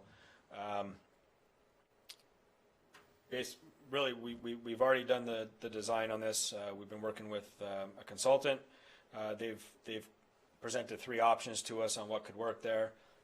We had consultation with Trout Unlimited to get feedback from them with respect to our engineering designs that we're proposing. And ultimately, I'm glad to say that town staff as well as Trout Unlimited were in agreement with the method that we're moving forward with. It's a step pond, and it will reduce flows and velocities, and also will mitigate the impacts to the temperatures in the water as well. So basically, design is pretty much 95% complete now. We're pretty confident with the budget that we have in place to reconstruct this. So this would be basically a project where we'd be ready to go to tender in early spring, and even in the winter, and get ready to go to construction in the springtime.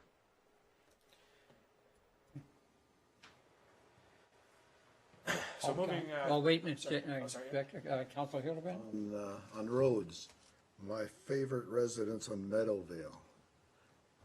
We've been promising them next year we were gonna repair their road.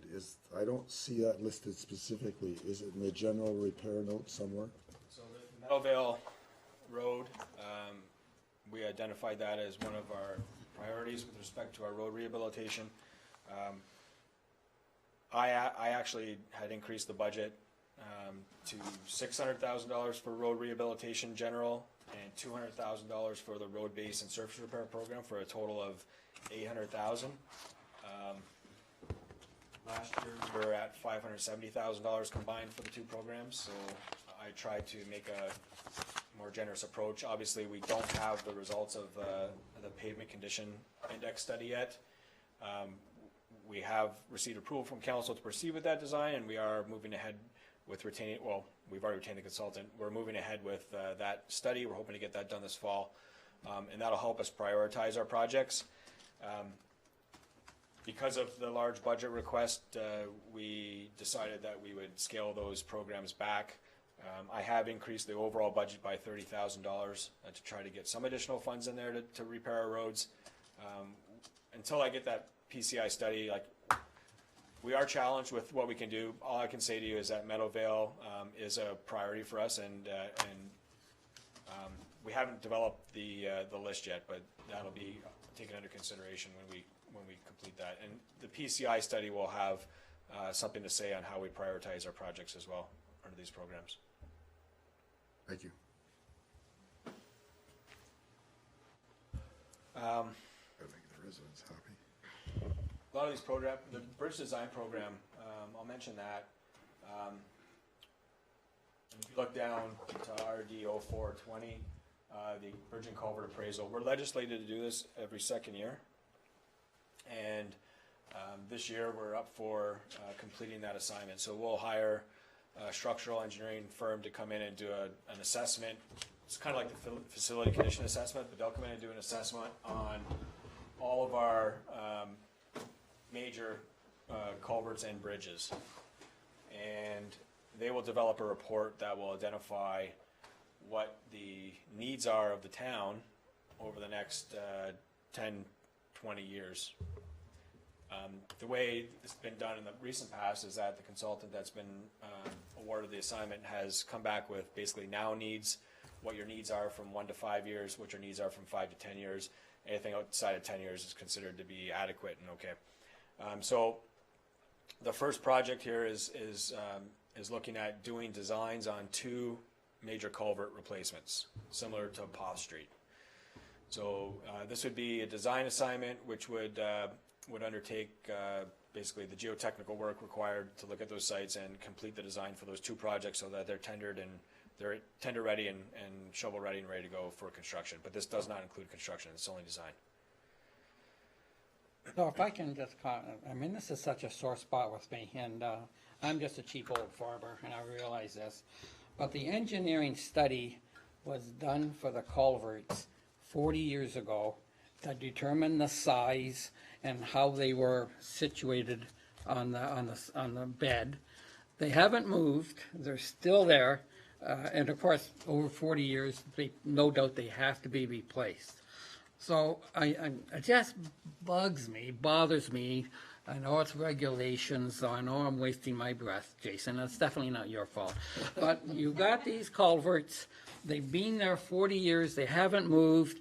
I can't understand why we just can't hire somebody to take out the bad, put the new in, maybe do some remedial work, and $100,000 to more or less say, yeah, take the culvert out and put in a new one. It just, I mean, what has changed? We haven't gone through a geological event that it's the same water, same road base, and yet we gotta spend $100,000. Like, do we have to? It's probably legislated, or else we wouldn't be doing it. But you explained it to me once on Poth, so explain it to me again how we get our money's worth on this $100,000. Yeah, so this is a budget. I'm not saying that the design is going to come in at $100,000. It's to design 2 structures. Bridges and major culverts require professional engineers to design them in accordance with the Ontario Highway Bridge Design Code. So this is something that we're required to do, and there are liability issues with respect to any road reconstruction project, but specifically related to bridges and major culverts. The preferred option may be, when we look at it and do the geotech work, look at the soils, it may be preferred option may be to put back CSP arches or pipes in the ground. It may be to put a concrete box culvert in. This is something that the design engineer will look at with respect to the span that needs to be carried. They look at hydraulic capacity, so they'll determine what the hydraulic capacity needs to be, and they'll design in accordance with that, as well as traffic loadings, that type of thing. So, I think the question is, why do we need to design it? Why can't we just go hire somebody to go out and the contractors would have to have a set of contract documents and plans that they would work towards. And that's kind of what this money is doing, is doing the geotechnical work, taking a look at what's required, putting a design together, preparing the tender documents so that those contractors can competitively bid on the projects and then construct them. So here's a question, though. Most contractors have their own engineering firms. Could we not make that part of the RFP process and say, we want to change these culverts, we want to do it legally, here's the book of regulations, do it, and let them do the consultation and let them do the install, and they do everything. Could we not do that? And at the end of the day, they have to guarantee us that they've met all regulations. Yes, so excellent point. That's definitely something that we could do. We could definitely go into a design build scenario here. Usually design builds you really benefit from those projects when you have areas and options where the contractor can be innovative. A lot of the times with smaller culvert replacements and bridge replacements, it's not the case. There's no real innovation. They're kind of cookie cutter type things. The other thing is being on the contracting side of things. I know that when we've done design build projects, yes, and I was with contractors that we had our own engineers on site, but and able to do the design work, but we would always consult with a consulting firm. We'd carry their costs as part of our bid.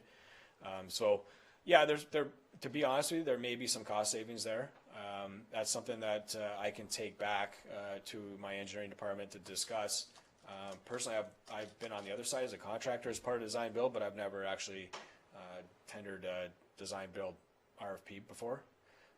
Definitely something we can look into. It's a good comment, and I'll make note of it, and we'll discuss that with our engineering department. Thank you. I think we can all agree that engineers apparently are overpaid.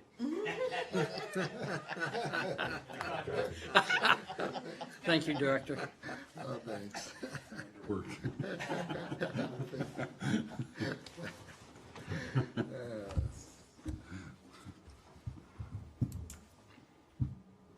Councilor Hildebrand, you want to chime in there? It's easy when they're on the other side of the fence and they don't have the stamp to put on the drawing. So moving through again, roadside ditching. This is a program that we eliminated from the budget last year, so we didn't have a ditching contract last year. This year we ended up cutting it back by $25,000. So last year, if you remember, the original ask was $100,000. Road reconstruction, 0320. This is we talked about this. This is the Pelham Street project, the first phase of it between College and Port Robinson. The appraisal, we talked about that.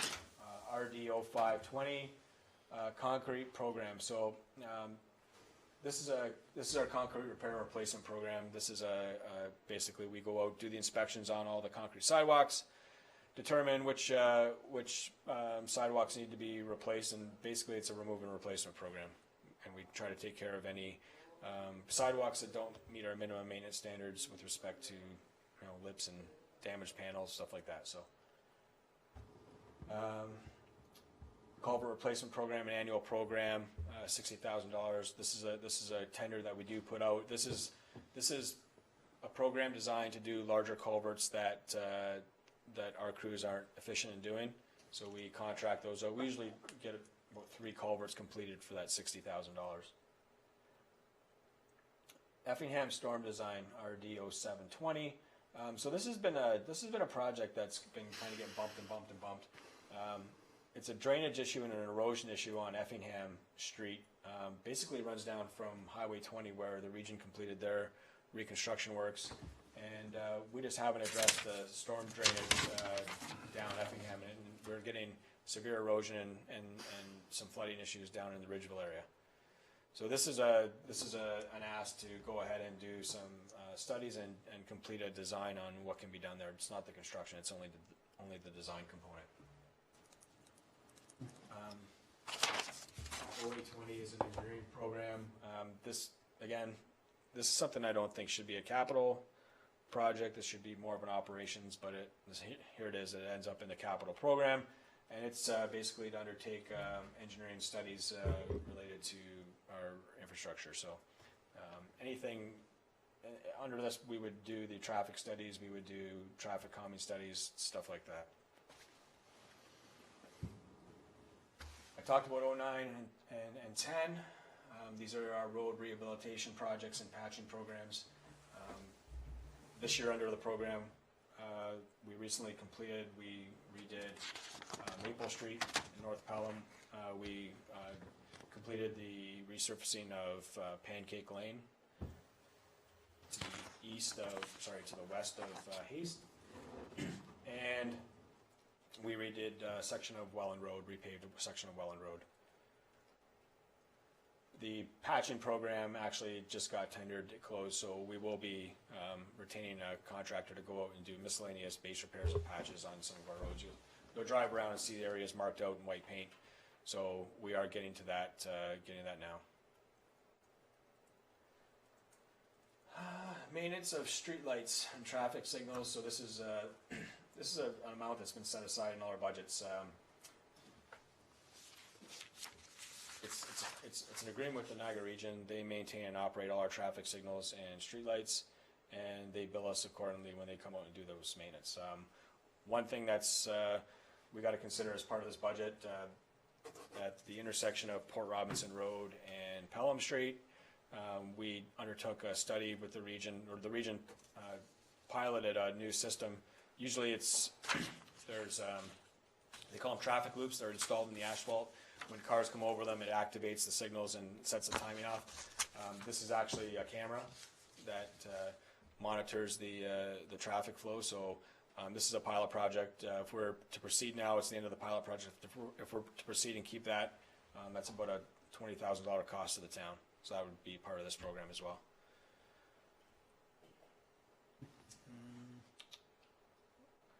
The storm sewer extension along Quaker Road. So there's a number of developments on Quaker Road that are going to come online. This is all development driven. So this is going to be fully funded by the developer. Barb, did you have some information with respect to the development on Quaker? Do you want to speak about, or? This is the development at Quaker and Clare. There's a townhouse proposal that will probably be coming forward next year, and as part of that, there is the need to improve the storm sewer along there. There are some other lands that would be benefiting from that, and so I think there's a portion of the costs that are recovered from developers, and developers are contributing to it, but there is certainly the existing development is kind of the town portion of costs associated with this project, if I'm not mistaken.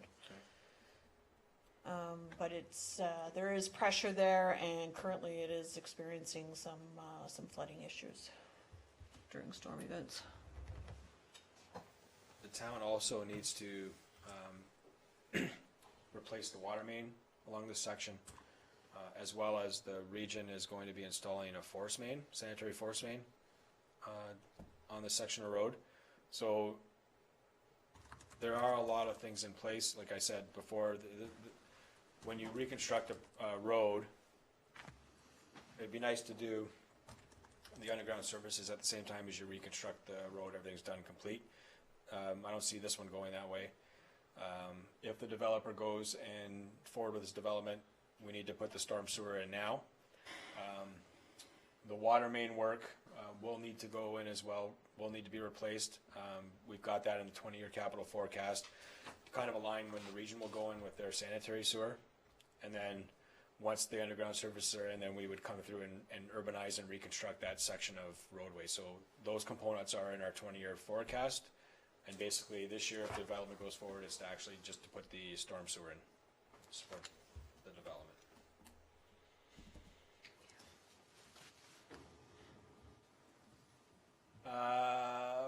Sulphur Springs, we discussed that. We also discussed the Station Street Storm Pond.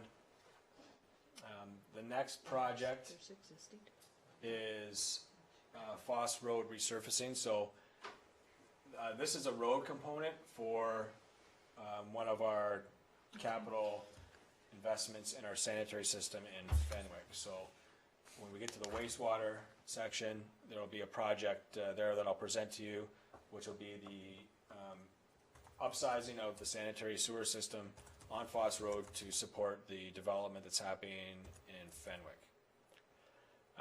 So this is the road portion. This will be to do the surface works following the completion of the underground works, which is in the wastewater section. So the total project combined is $1.3 million, and the $500,000 associated with the road component is to do the surface works.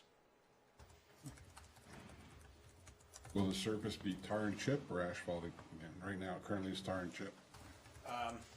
Through you, Mr. Mayor, I don't have an answer to that right now. I should know that. The design is not 100% complete yet. I know they're working through it. I can get that answer back to you. I'm not sure if it's going to be tar or chip or if it's going to be asphalt. Presently it's tar and chip.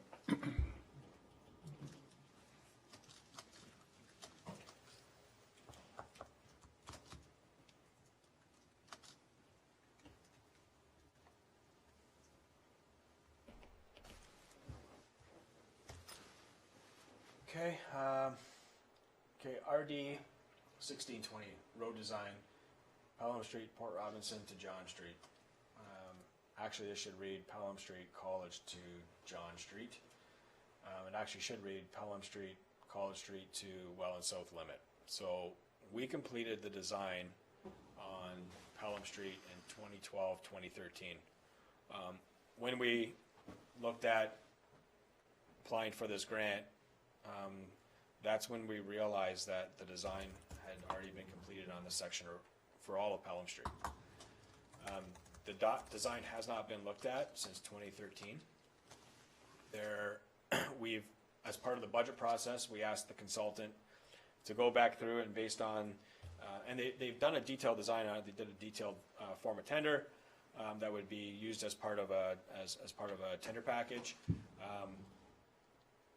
This request would be some additional funds to retain a consultant, and it may very well be staff's recommendation to retain the same consultant that worked on the original design for efficiency purposes. But the idea would be that we would come back to council to request to extend their assignment, to have another look and make sure that their design still holds true from 2013. There may be, based on the current design, the way it sits, there may be some other opportunities there with respect to active transportation that we would want them to consider and look at as part of the project. So this ask is basically some additional design money to go ahead and update that design prior to putting it out for tender.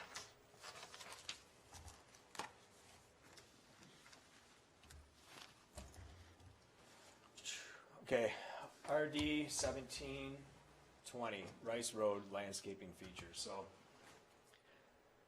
I believe the previous council were working with the region on doing some type of gateway type feature into Pelham at the intersection of Port Robinson Road and Rice Road. The project that's being completed right now through the region. If you've driven through there recently, you'll realize that the traffic signals are working now. So they've reconstructed all of Rice Road, basically from Highway 20 to just north of Merritt Street, and they've reconstructed that intersection. So on the northwest corner of that intersection, where our trail comes in and comes back into the new development, East Fawn Hill, there was the original request from the town was to have a roundabout installed at that intersection, and the region was not receptive to that. So the compromise at that time was to work with the region to develop a landscaping gateway type feature. So through that, the region has been reaching out to the town. We've actually received grant funding for 50% of the cost of some type of feature there. And basically this ask of $48,000 would be funded 50% by Niagara Region. So the impact to our reserves would be in the order of $24,000. I plan on bringing a report to council on the concept that's been kind of designed for this intersection and this kind of gateway feature, and then it would be up to council to decide if they wanted to go ahead with this project or not. The wheels were already in motion and there's a concept in place, and so staff will be bringing forward a report to council for consideration. If I may ask, who has been the artistic people involved in the design? The region themselves. Oh, okay, The region had their own planning staff come up with the concepts. Okay. And if this council had improvements or didn't like the design, would we have a say in it, or do you think it's sort of here's the proposal, take it or leave it? No, through you, Mr. Mayor, I believe that we would have the opportunity to make some amendments. This is actually, it's a two-part, we've got two grants. So we've got a grant for $12,000 to do some landscaping features around the stormwater management pond at the corner of Rice Road and Highway 20. So that was already granted to us several years back. We've also, and then there's the 50% grant for some landscaping work. The cost of their landscaping portion is about $24,000-25,000. Each project is about $24,000-25,000, and the region's funding 50% of both. So there's really, they've got concepts, but they haven't finalized anything, and there would be opportunity, if council wishes, there would be opportunity to come back with some amendments to that. It's not tied to their construction project, they're proceeding. This is something that we would be able to develop, tender on our own, and retain our own contractors, and they would simply fund us 50% of the value. Thank you.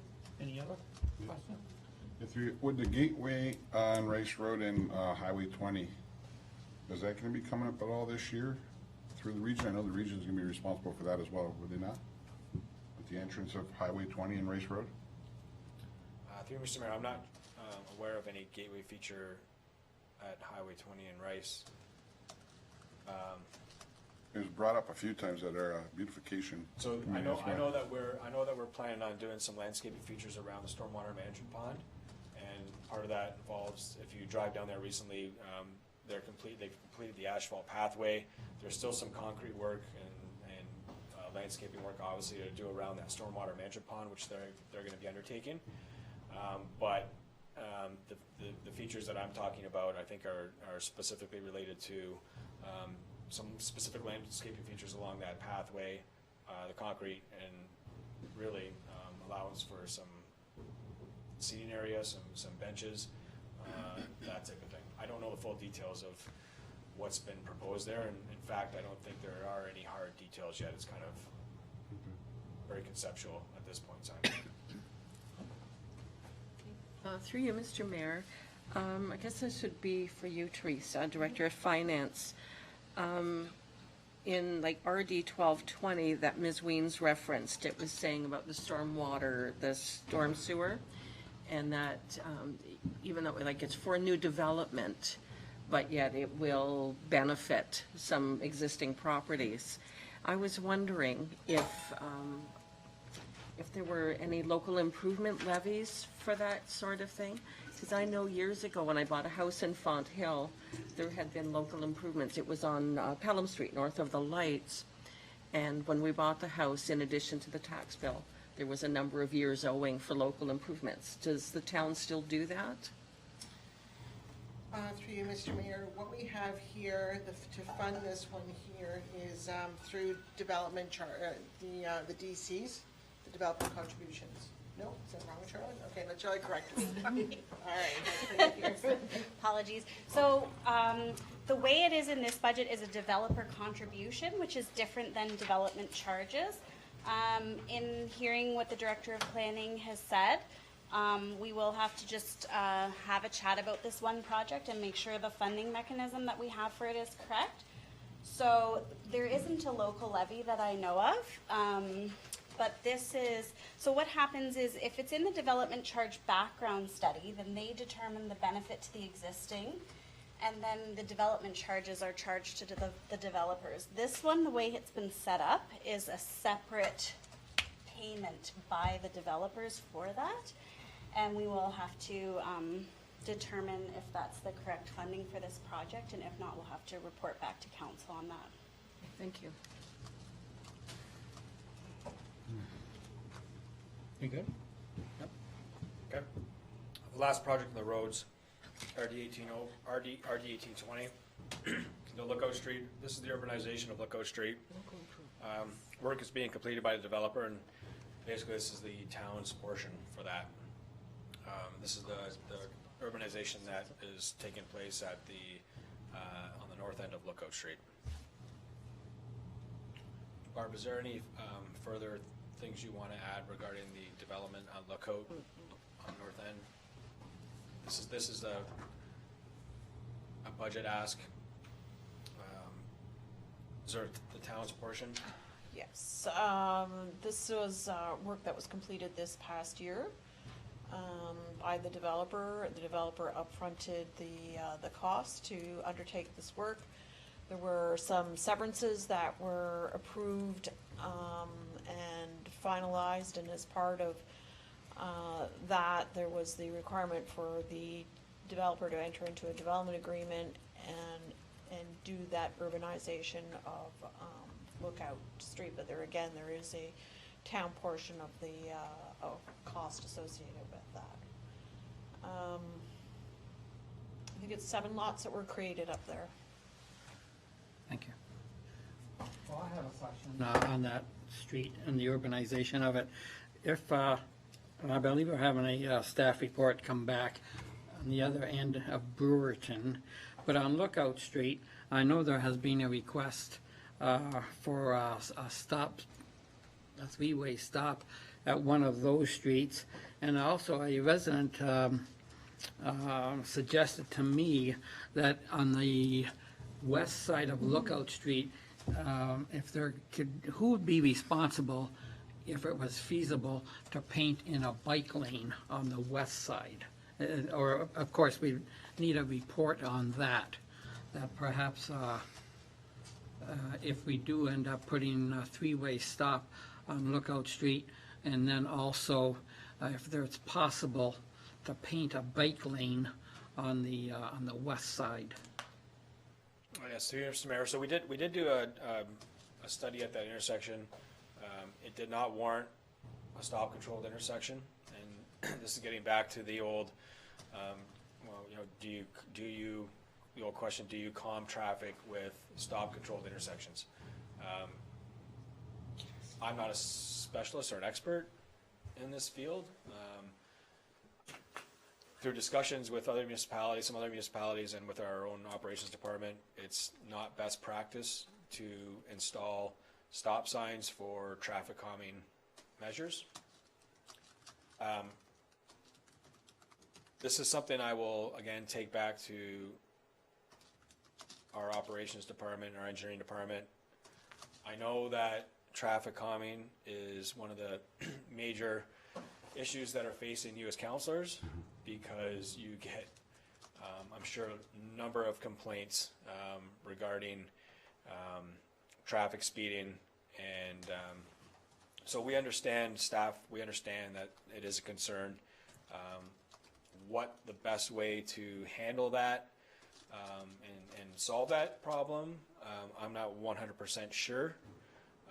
I know we do have some staff looking into best practices in other areas and to see what they do, and we're hopeful this fall to bring a policy forward to council, which for consideration, which would kind of lay out how we would look at and evaluate when traffic calming should be implemented and what type of options are available to us.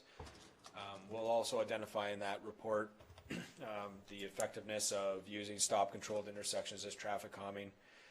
So without committing to say that we will install a three-way traffic stop there, although, you know, council does have the ability to request staff to install that, I would suggest that you allow staff to come forward with a report with respect to how we as a town can manage and effectively control speeds and implement traffic calming on our streets. With respect to the bike lane, that's something I haven't considered. I don't know off the top of my head what the width of the road platform is on Lookout Street. If I remember right, it is quite wide. Yeah. And I do know that one effective way to reduce and control traffic speeds is to reduce the lanes, the width of the traveled lane. So your comment, we'll take that into consideration. Maybe that's something that we could look at implementing on Lookout Street, is some on-road cycling facilities, which would in fact narrow the lanes and might potentially have the offsetting effect of reducing traffic speed. So that's something I can take back to our engineering department, and we can look at and report back to council on. Thank you. Council. Yeah, on the same subject, Cotton construction has been rolling down both ways on Welland Road lately, just one truck after another. And the residents aren't too impressed of what they're doing or why they're running up and down that road. Plus, they're not going very slow as well. So I don't know, is there any regulations we can put on these big construction companies that are rolling all the big trucks through our neighborhoods? Because Welland Road isn't really what I'd consider a road that they should be coming down there through.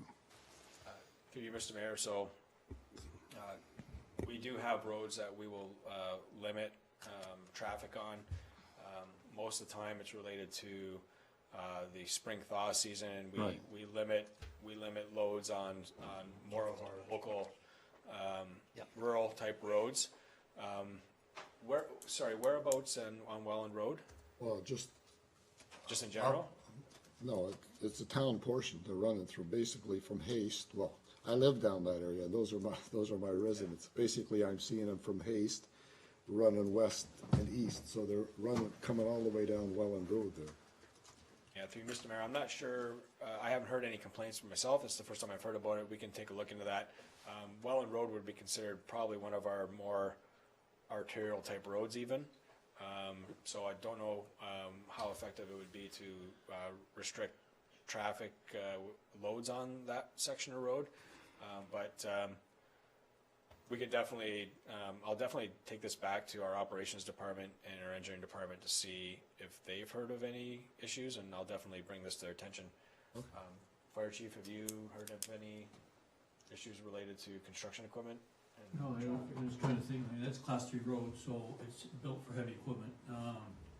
But I try to think of the amount of activity in East Fenwick right now, the one subdivision in Belfour, I don't know why Cotton would be running through there, because they do most of their work is concrete, stone and excavation, that type, like the first stages of homes, but I'm not aware of any really projects that Cotton's working on off of Welland Road. I can call and ask them. Well, the other thing is, if we know that it's Cotton and they're speeding through there, it takes a phone call to the owners of Cotton to say, listen, we noticed that your trucks are driving a little too crazy through the town. Talk to your drivers, please. Yes, Bob's promised me the speed sign there in October, so I'm still counting on, It's on the fire schedule. chief. It's on the schedule. That's the answer to the residents, thank you. And I hesitate to do this, but I have to remind council that we are a budget meeting. I understand. So we'll try to keep on point. Thank you.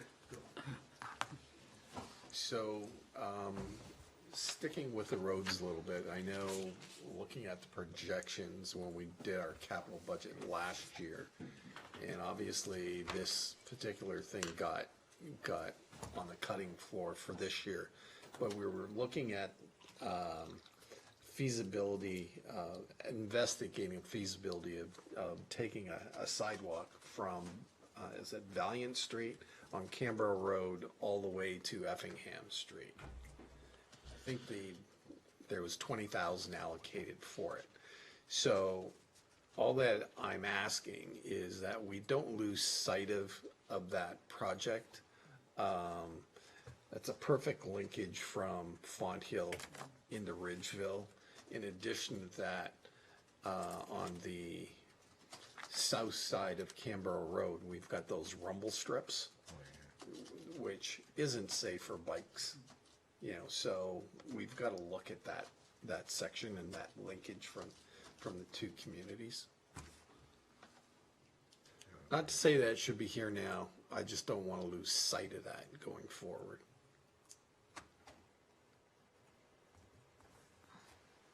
Do you, Mr. Mayor, I'll take that into consideration. So this is the section on Canberra Road between, did you say Valley? So Valiant Yeah, and all the way down to Effingham. Right. The road, So if you look at our report from last year, it was in 2020. okay. So it must have got cut, which I get, we gotta cut some things, but I just don't wanna lose sight of Yeah, it. I don't remember that project being there. I remember discussing the project about the removal of the rumble strips. I know we have a very narrow road platform there. I'll make a note of that, and I'll discuss that as well with our engineering group to see where that project, you're suggesting that there was a sidewalk that was going in? It was a design, so they were going to look into a design. So I think there was $20,000 allocated for this year.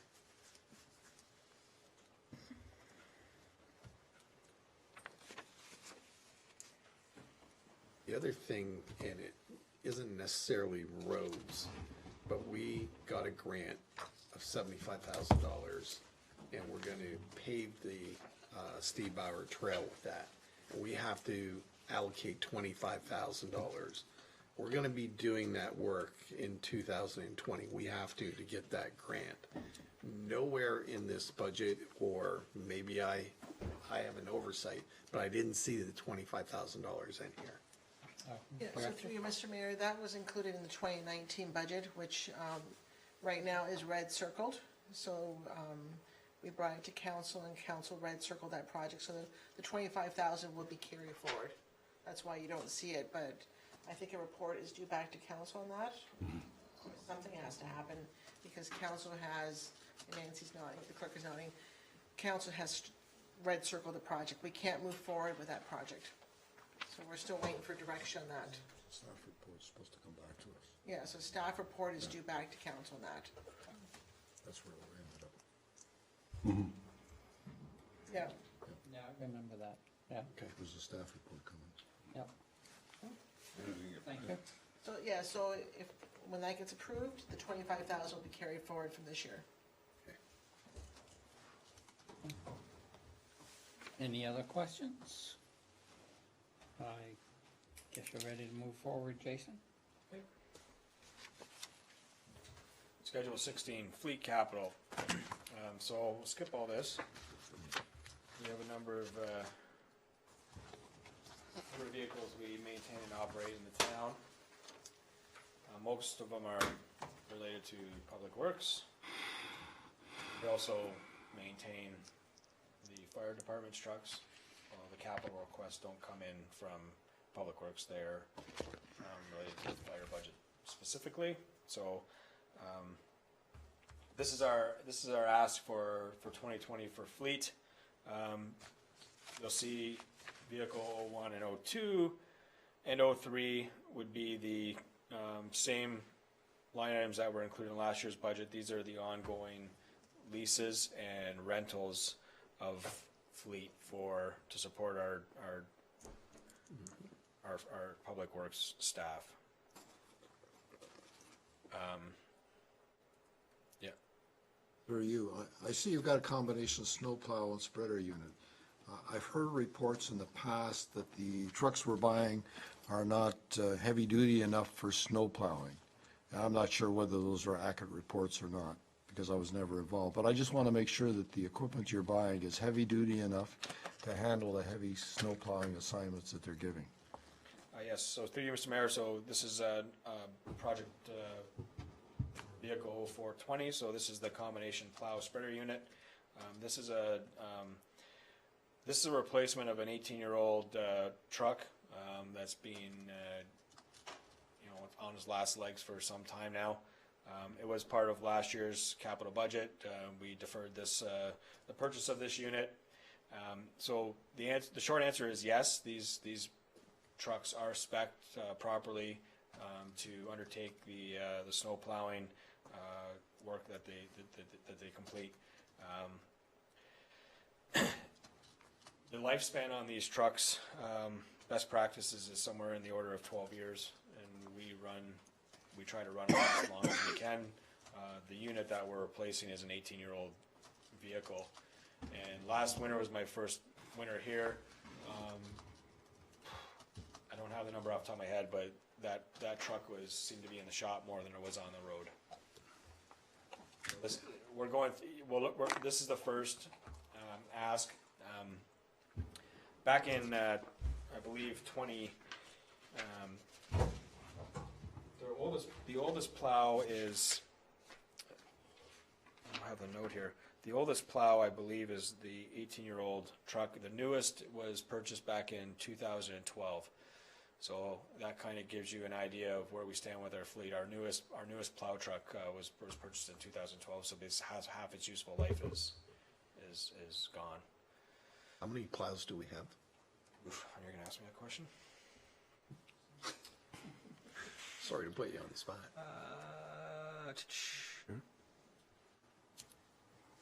Four. I believe we have 4 or 6. I thought we had 5. 5? Who else? Oh, do you know? I believe, including the one, the old red spare there, I think you have 7. 7. And then we run the 2 tractors as well to do in the urban areas. So we could be looking at these type of costs in several years to come, like a number of them. Probably like every 2 years. So basically in 2021, there's an ask for a combination plow unit. In 2022, there's a request for a combination plow unit. In 2023, there was a request for a combination plow unit. In 2024, there is not. Oh, sorry, there's a tandem. Combination plow and spreader units to replace the tandem that we have. So yes, so over the next 7 years, the capital budget forecast shows replacing a new truck each year. Right.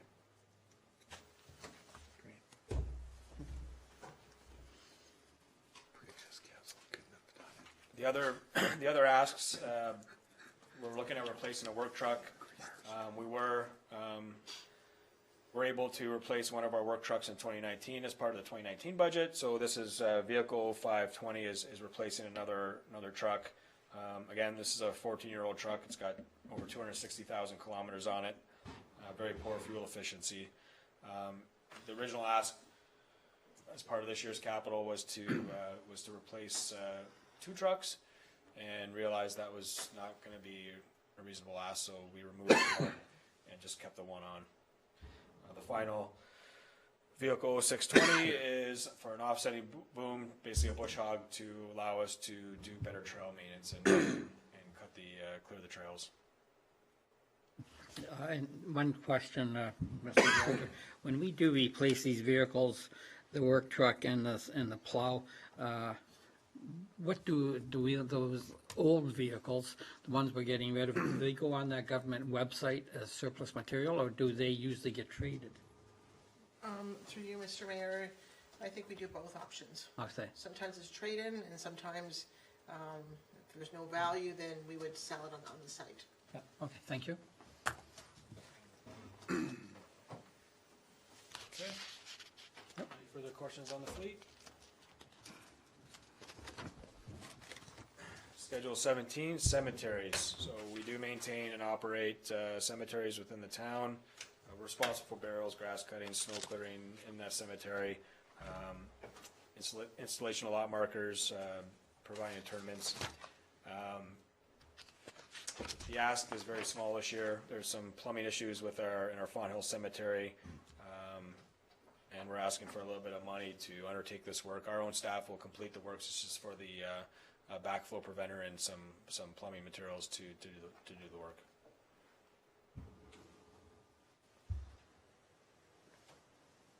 Through you, Mr. Mayor, not for this year, but for next year. I mentioned it already last year. For the Fawn Hill Cemetery, you're asking for circulation fans and dehumidifiers in the mausoleum. I just wanted to inform you again that there is no electricity anywhere near this facility. So you can ask for dehumidifiers, but there's no power anywhere close to the facility, so it needs to be reevaluated. Yes, so through you, Mr. Mayor, we are aware of that. This is a project that got punted. I visited the mausoleum this past summer. Again, we understand the fact that we need electricity in that building to run those dehumidifiers, so I don't think that's going to be something that we'll adjust our 20-year forecast to suit that. Okay.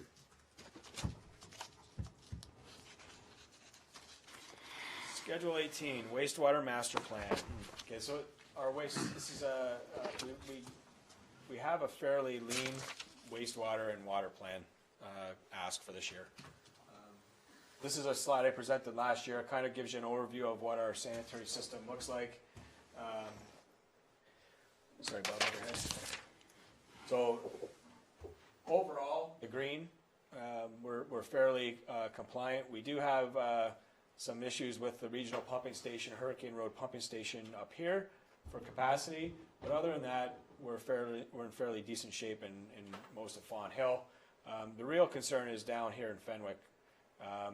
When we ran our wastewater master plan, our model, we identified capacity issues in that area, which specifically on Foss Road and on Church Street. We also have in the past completed sanitary sewer inflow and infiltration studies. The last one was completed in 2017. It identified several areas and deficiencies within our system. I think I mentioned last year that we are fairly lucky here in Fawn Hill to have well-draining soils. We don't have a huge I&I problem, an inflow and infiltration problem. When you do, it adds to the cost of your water treatment, well, the region's cost of water treatment, but comes back to be the town's issue. So we are fairly lucky in that sense. We don't have a lot of issues, but we do have some, and the capital budget will reflect some of the improvements that we're looking at making in our sanitary system based on these inflow and infiltration studies, as well as our CCTV inspections. If you recall last year, I think we reduced our CCTV, basically sending cameras through our sewers to check on the condition of them. That helps us identify issues, and it helps us also pinpoint and prioritize our repair strategies. So both these programs are important, and you'll see that reflected in the capital budget ask. So on the wastewater side of things, again, we've looked at completing an I&I study. This is also in combination with the City of Welland and the Niagara region to do a complete inflow and infiltration study and then develop a model for our system. This ask was presented, I believe, I don't know if it was presented in the 2019 budget or we pushed it because City of Welland was still completing their work. But anyway, this is what this does. It's an inflow and infiltration study which will look at the whole system because all of our wastewater goes to the Welland treatment plant, and then it comes back as water. So we'll be working in consultation with the Niagara region and the City of Welland to put together a plan and a study on the management of our wastewater systems. Our lateral program, that's an annual program. The results of the CCTV inspections will determine where we have to make repairs, and that $60,000 will probably get us 3 or 4 areas that we can repair laterals. It's an annual program that we do. Sanitary sewer inspection, this is the actual CCTV, so our budget was $100,000 last year. I think it was cut to 50. This year I went halfway in the middle. That's basically how I got to that number. Okay, so this $80,000 is also an annual program. It's kind of tied in with this $60,000, but that's sanitary sewer repairs, anything we need to do throughout the year on our sanitary system. The 2 main projects that I want to focus on are the Church Street sanitary upgrades and the Foss sanitary upgrades. So Foss Street is a project that was deferred last year. We were completing the design. When we got into the design, we identified that there were major groundwater issues, and the construction of the installation of this force main is going to require some dewatering, so we had to take some additional engineering studies. Staff brought forward a report to council which requested an additional $50,000 to undertake those studies, which we have and are in the process of completing. The design is probably for this section basically between Church Street and the Niagara Regional Pumping Station, The section of force main will be the force main that's replaced. The design is approximately 95% complete, and basically it's to support the additional growth in East Fenwick. We're increasing the diameter from 300 to 450, which increases our capacity. So this is the $1.3 million project. If you look at the ask for the Foss Road sanitary upgrades 0620, it's an $800,000 project plus the $500,000 that's in the road portion for a total of $1.3 million. So that project, we're completing the design on it. We've got our permits and approvals in place. We're looking to go to tender on that pending budget approval in the winter, and then going to construction in the spring, summer of 2020. Church Street is the sanitary leg north of Foss Street. It is also undersized. It needs to be, for capacity reasons, needs to be increased. We're basically, as part of the 2020 proposed capital budget, in 2019, council approved the design fees. Now after we found out we had the dewatering issues and had to go through the permit to take water and do those additional hydrological studies, we're asking for an additional $50,000 to complete those as part of this project, for this section. So the Foss Road sanitary sewer, that's from Church Street to the pumping station? Yes, that's correct. And then the permits and the reports for Church is from Foss to Cambro?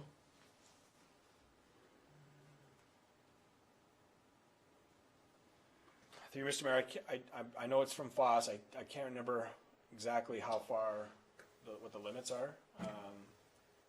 I can get that and respond and reply back to you. Off the top of my head, I can't recall the exact limit of the. Are you aware, Barb? I don't. Mr. Mayor, through you, it doesn't go all the way up to Camero. It doesn't need to, but I'm not exactly sure what the limit is either.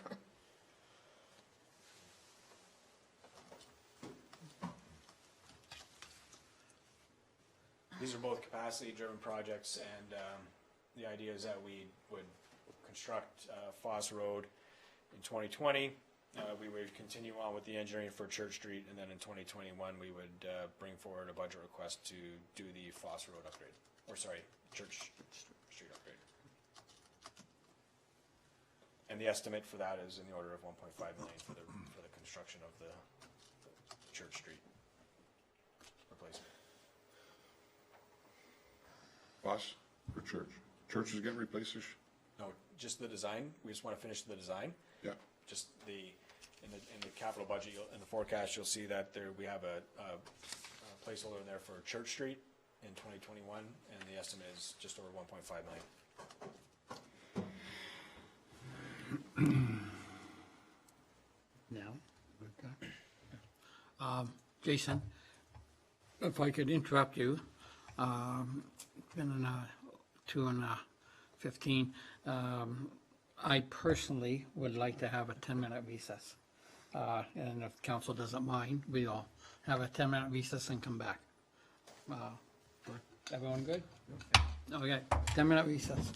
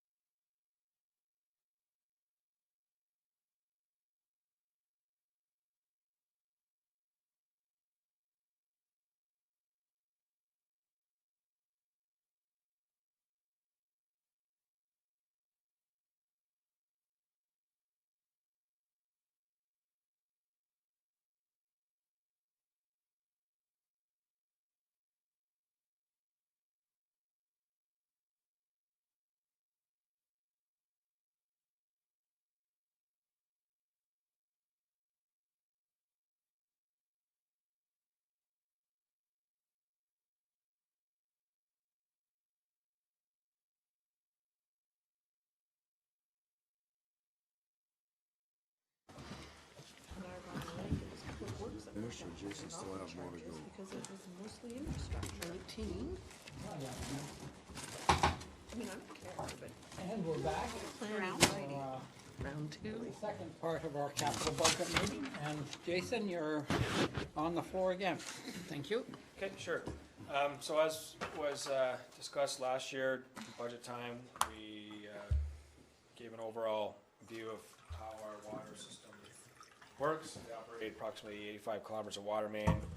We're legislating under the Safe Water Drinking Act to provide safe drinking water to the residents of Pelham. We're a distribution system, so we don't process the water. We're strictly a distribution system. We do receive our water from Niagara region, from the Welland Water Treatment Plant, through a transmission line. It gets brought to the Schultz Reservoir, just off of Schultz Drive there, and just south of Pancake. And then it gets pumped to the water tower up in Lookout area, and also feeds other areas of our distribution system from the Schultz Reservoir. So, very, very modest water budget this year. Our drinking water quality management system identifies potential risks. We have addressed some of those recently, and Council's recent decision to provide additional funds to allow us to complete the water main replacement on Hay Street, south of Welland Road, was critical, and us being able to get that project going. We have had a kickoff meeting with the contractor, and they're getting geared up to start within the next couple weeks to replace that water main south of Welland Street on Haste. So the water main work that will be completed as part of the 2020 capital budget is basically in support of the project that we'll be completing on Pelham Street between College and Port Robinson Road. This is just a small connection. The water main, in fact, in that section of road is in decent condition. That, as well as some water system repair equipment, which is an annual program that we undertake, that'll be the only capital ask for the water. There were a couple water projects that were identified as part of the 2020 capital budget that we deferred to 2021, those being water main replacement on Clare Avenue, south of Quaker. So there's a development that went in there, and so as part of their development, they ended up replacing, tying into the water main and replacing an old section of cast iron. There was a project that we were going to add as part of the 2020 capital budget, which included replacing the cast iron water main from from Quaker on Line Avenue to basically where they had tied in, and then south to the limit at the Welland Town line. But that project was deferred. The other project that we deferred was the replacement of the water main on Station Street north of Highway 20. So we are currently undertaking a contract now that includes the replacement of the water main from Highway 20 south to Port Robinson Road. This was to complete the water main, replace old cast iron water main from Highway 20 north to Hurricane, and would basically piggyback on either side of the development at the lumberyard there, because they did some water main work for us there.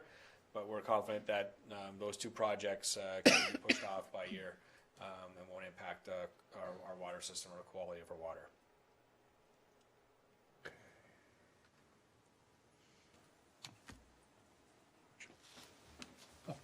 Yep. So through you, Mr. Mayor, I just want to add that what we heard at the conference with regards to the green grant, they're also going to be focusing on water and wastewater. So this is good. So some of the projects that we deferred to 2021, hopefully with this grant, we can look at our needs for the water and wastewater. So their focus is water, wastewater, and also transit and some of the green initiatives. Well, thank you for that. Good news. We'll be waiting for that. Great. Thank you. Okay, so if there's no further questions, then I'll turn it back over to corporate I services. just got one. Oh, sorry. Oh, Sorry, now that we're all done, I didn't notice anything in there for gypsy moth in the budget from Public Works. Through you, Mr. Mayor, last year, 2019 budget included $25,000 for gypsy moths. That's part of the operating budget. So we didn't include that as part of the capital budget. It's an operating budget line item, and we will be bringing that forward to you as consideration as part of the 2020 operating budget. Operating budget, okay, thank you.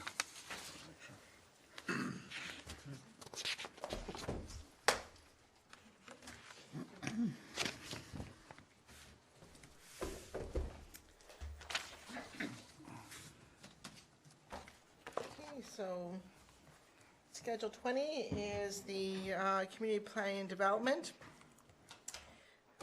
With regards to the Bill 108 with more homes and more choices, we're going to have to do a community benefits charge strategy, and that's $40,000 that we've determined what the estimate would be for that.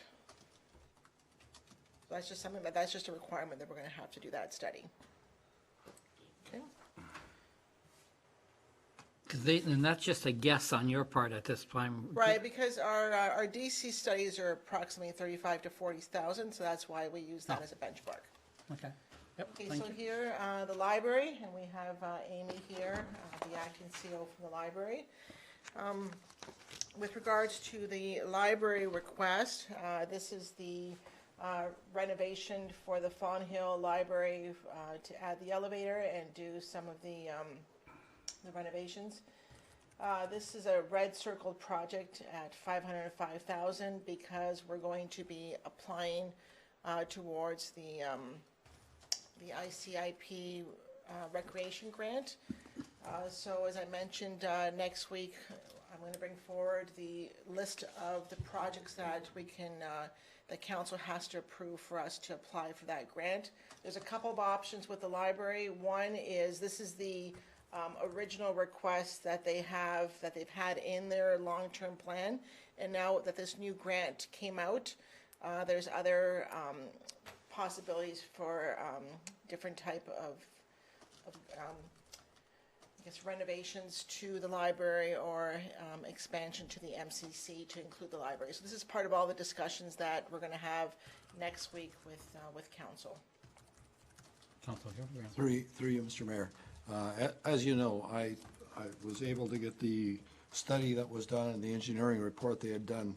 And then I called one of my friends who had just installed one of these to find out what the cost of the elevator would be. The design calls for a slight depression in the basement floor. My friend ended up putting a 4-foot hole in the ground with lights and a sump pump. And then the sides of the elevator just called for a block wall. He ended up having to reinforce all the block walls to carry the loads of the elevator. And I know that the designer put a note in the design that it's all subject to the elevator manufacturer. So probably different elevator. I don't know much about these things, so that's why I called someone who had done one of these. So his $100,000 budget for the elevator went to $200,000. So I'm not sure how good that estimate was just on the elevator alone.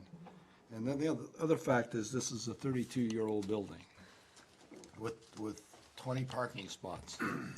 And if the mall ever decided you can't park there, I'm not sure where the employees and the people that visit the library would park. So I think we have to look at other options. Yep. I don't know if there are any questions, and that's why Amy's here as well.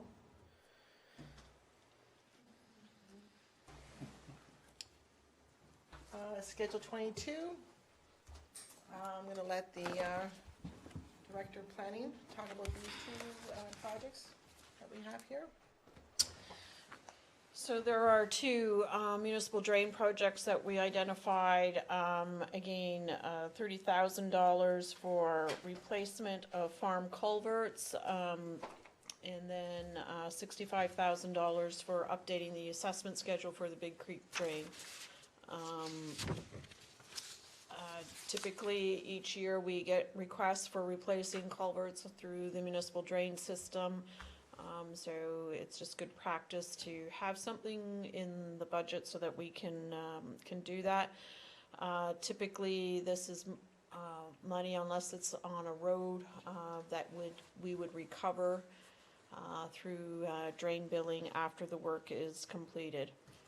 The update on the assessment schedule, we know that the assessment schedule for Big Creek Drain is outdated. It hasn't been kept up with whenever there's been any consent approvals or so forth.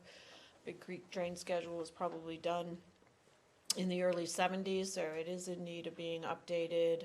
And we see that as a pretty significant priority in terms of undertaking that work, and have estimated $65,000 to do that.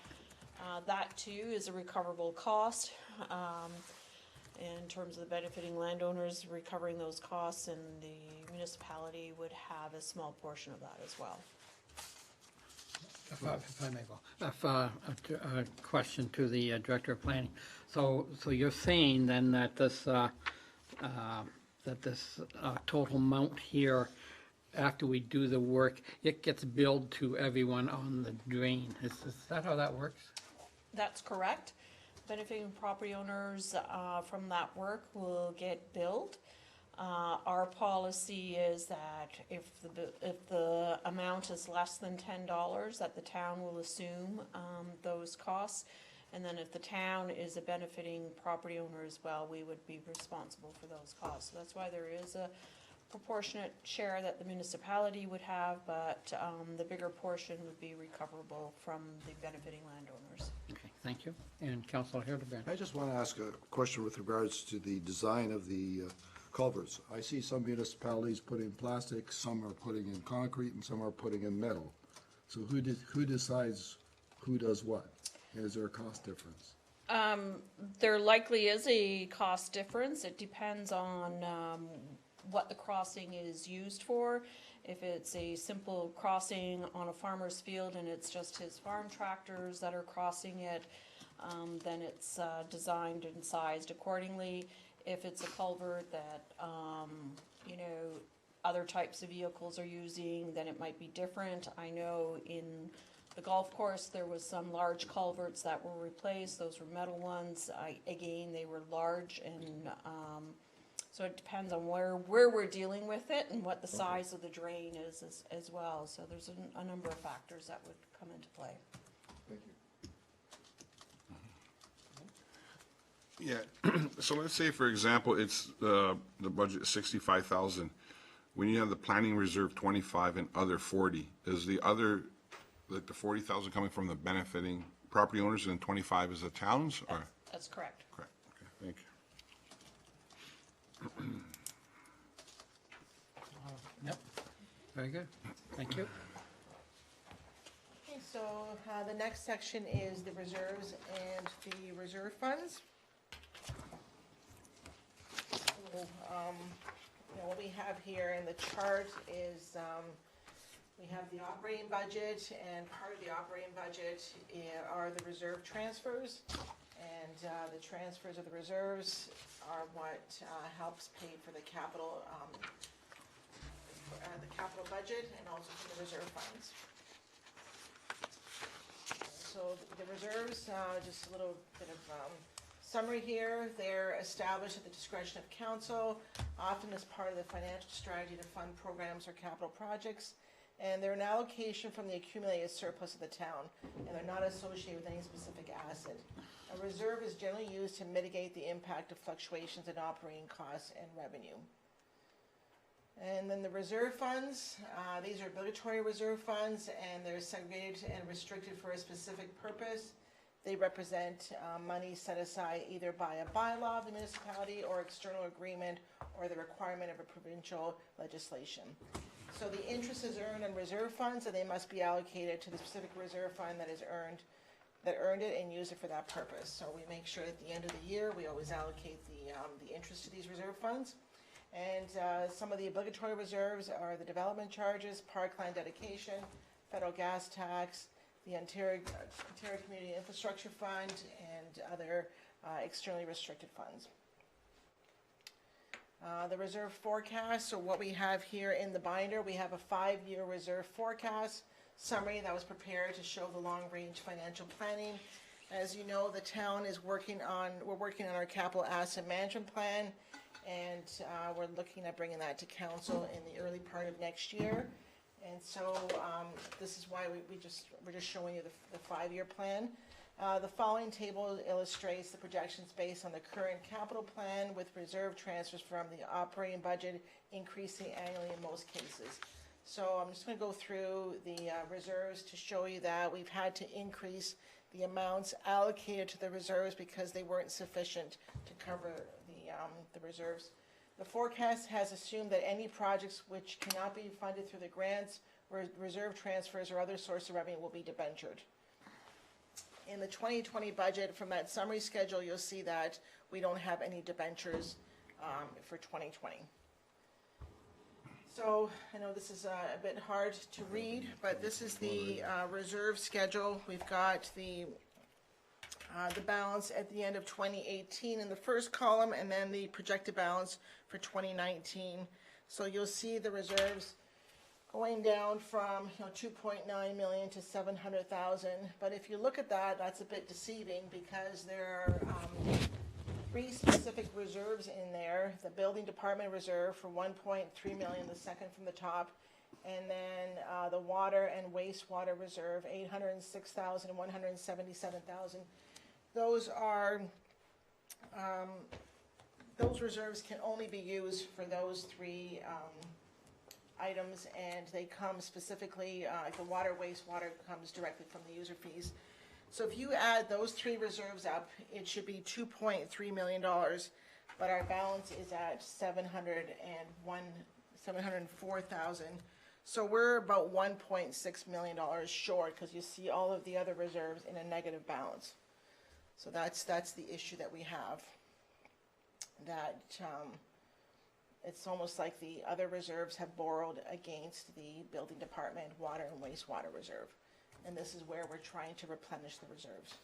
So that balance at the end of the year should be at least $2.3 million to equal those 3 reserves that's there, but they don't because there's those large deficits in those reserves. So saying that, how do we, look at that? So I'm just going to go through some of the reserve schedules. I think I have them here. So for example, and I'll go back to the other ones. So here's the information technology. This is their projects here, and you can see that we start off in 2019. The reserves are in a deficit. Here's the allocation for 2019, the allocation for 2020, and you can see an increase that the allocation goes up 40% to 140,000. We're trying to eliminate here the deficits and try to get into a positive balance here. And this is what we're trying to do with all of the reserves. And so what we've incorporated in the 2020 budget is an increase to the reserve transfers from last year of about $440,000. So that is just to cover the capital requests that we have, but also it's setting forth a path, a strategy, for future years to keep increasing the transfer to the reserves. The reserve transfer in year should be approximately what our depreciation is on the financial statements, which is about $5 million, and we're at $3.2 million from the current tax levy. So that's the shortfall that we have. So when you look at the schedules, and I won't go through, I don't know if you want to go through them in detail that we have here, but you will see that we have increased the transfers to the reserves. And we think that that's very important in the 2020 budget, that we move forward, that we continue to do that. So I can go back to the other slides. Just wanted to show you that. Sorry, I didn't mean to jump around. Reserve fund projections. A 5-year reserve fund projection summary has been prepared, and so we talked about that. The development charge reserve fund. And then we have projected collections from the development charge reserve fund. They're based on the estimates of the anticipated amount, type, and location of residential development within the town between 2019 and 2024. And that's what's found in the DC background study that was done last year. So it assumes that the number of dwellings would be spread evenly over 10 years with a decrease in 2019, 2020. And that's based on the collections. So if you look at that, and there's the detailed schedule in your binder, you'll see the 2018 opening balances here for the DC Reserve Fund, and then the expenditures and the allocations. So this shows you that even in the DC Reserve Fund, in certain categories, you have deficits as well, and then other ones are positive. The total is positive, but in the different categories, there's plus and minuses. So these are the challenges that we're facing here with the reserve funds. I don't know if there's any specific questions about that. Yeah. Mr. Mayor, not specifically about that, but you mentioned that in January, you're going to be coming with a capital asset management plan. In the early part of the year, not January. Okay, First quarter. early part of the year. Is that the reserve policy? Is that what you're talking No, about? the reserve policy is coming earlier. So the Okay. reserve policy is coming before the end of this fiscal year. So the Okay. reserve and the debt policy, those two are coming before December, the end of December. And then the capital asset management plan will be in the first quarter. So the other thing too, with this whole, even with the multi-year plans that you see here, and you would have read the notes here, the East Fenwick secondary plan and the expenditures for that are not included in here because it hasn't come to council yet. Council has not approved the East Fenwick secondary plan, so it's not being shown right now in the 10-year projection, because when that comes to council in the first half of 2020, the financial plan will come with that. So it didn't make sense to put that into the budget here right now, like into the multi-year forecast, without council's approval of the secondary plan. So that was disclosed in the notes. Parkland Dedication Reserve Fund. So this one here is the money that we collect for parkland dedication, and we have a 5-year average of collections, which is approximately $348,000. And there's been significant growth in the recent years, so the projection has been adjusted down as the rate of development slows down.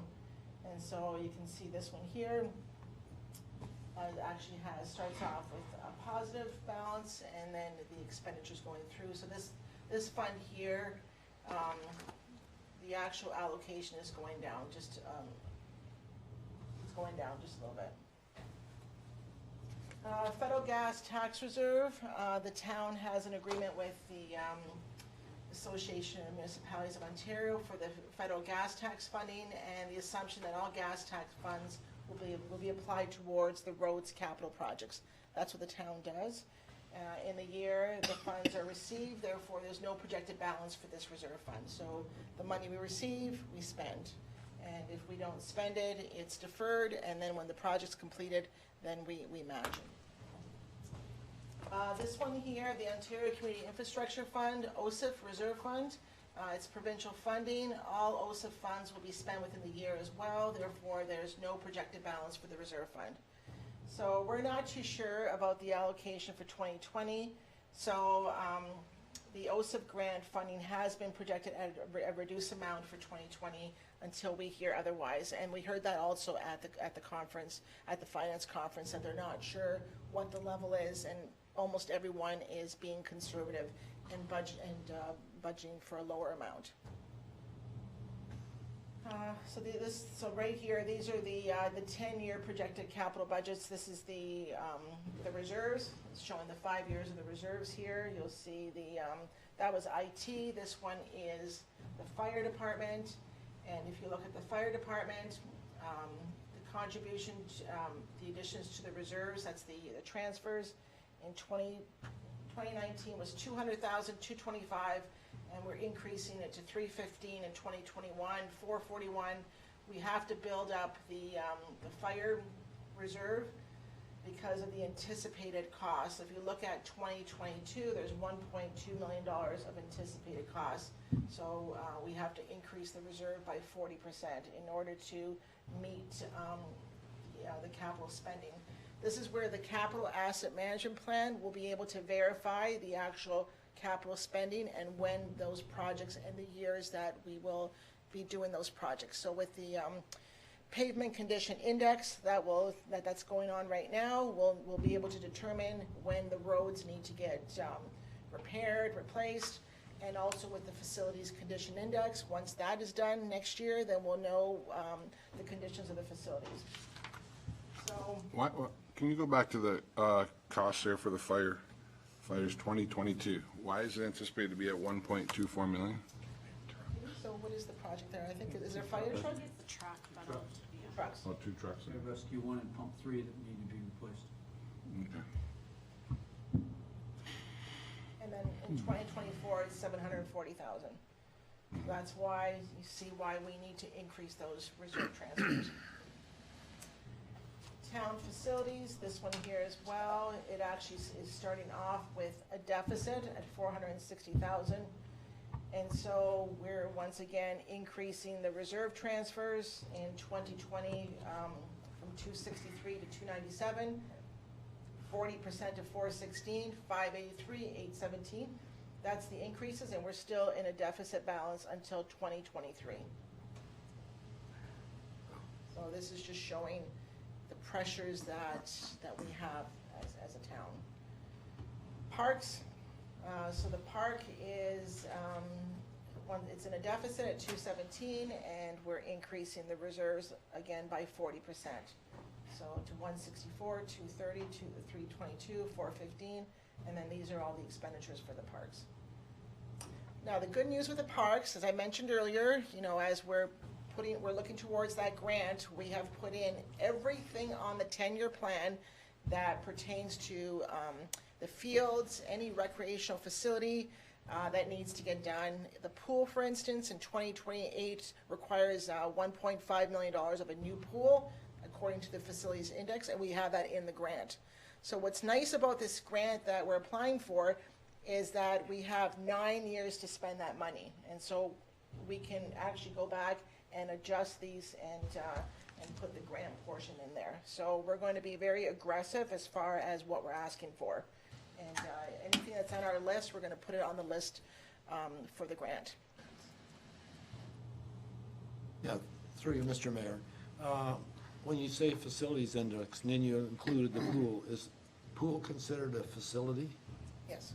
Okay, I just wanted to make sure of that, Yes. because I know it's critical that you maintain the proper flow rates to the pumping systems and the Yeah. filtration and all that. Yeah. So that's, I Yeah, know that's so a there's provincial quite a legislative bit. thing. Just the pool alone in the next 9 years is $2 million, just the pool alone. That's, that we're gonna have to be looking at for capital replacement and, so, and then if you look at the fields, sorry, I don't have the numbers in front of me, but you'll see it next week with Centennial and Harold Black Park.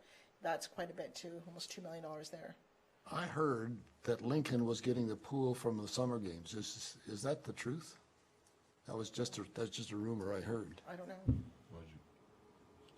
don't know how that was just one of those sideline quotes, little off the budget. Yeah, I don't know. It was free.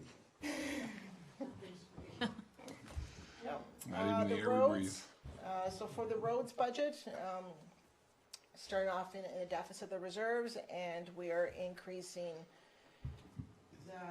the transfers for 5% and 10% every year. So you could see, and this has been, the reserves have benefited from the $4 million grant that we just received. So just think of that, that's $4 million that we don't have to find through town money. That's how huge these grants are. The fleet isn't, no, the fleet still has, we talked about how old the fleet is. Jason talked about that. So we're looking at 35% increases of transfers to the fleet, because look at the expenditures that we're facing here. The cemeteries, this one here is in a deficit as well, and we're looking at a 60% increase from 23 to 37, just to be able to meet the capital requirements, even though they're small, like 22,000, but for that fund, it's significant.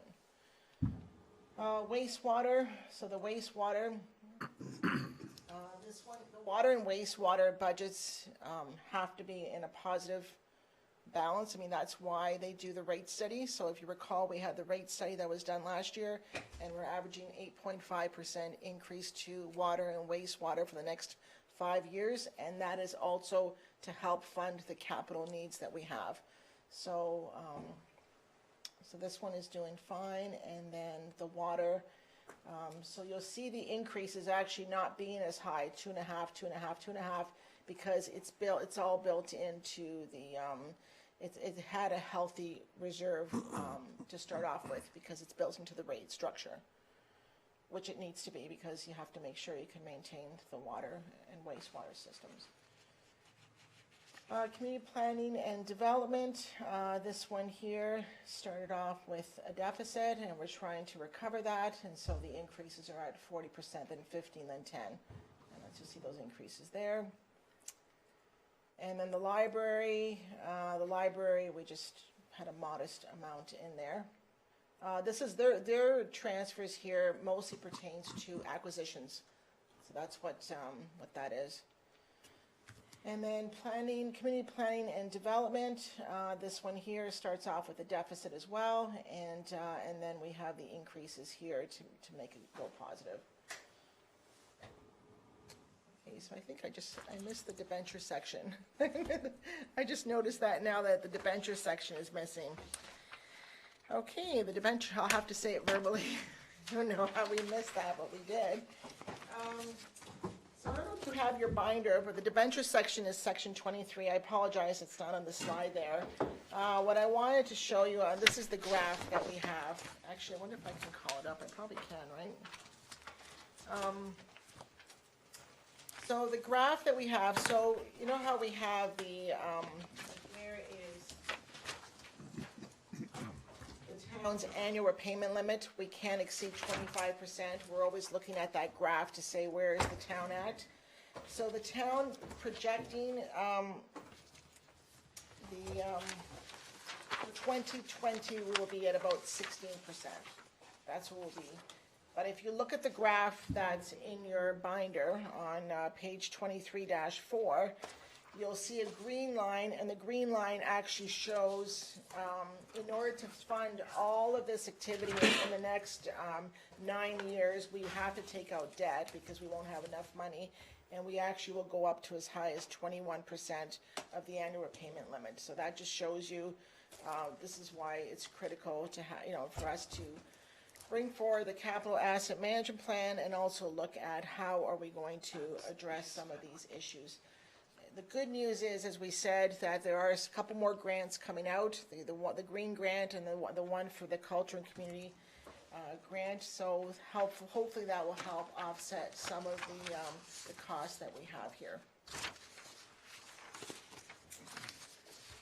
Sorry, can you just, where you got that debt as percentage net revenue existing, the MCC pledges and capital forecasts, can you explain that a little bit? I don't understand that going up there in the dotted line there in the green. Okay, because we currently have approved in the 2019 budget $1.7 million to take out debt to cover the pledge period.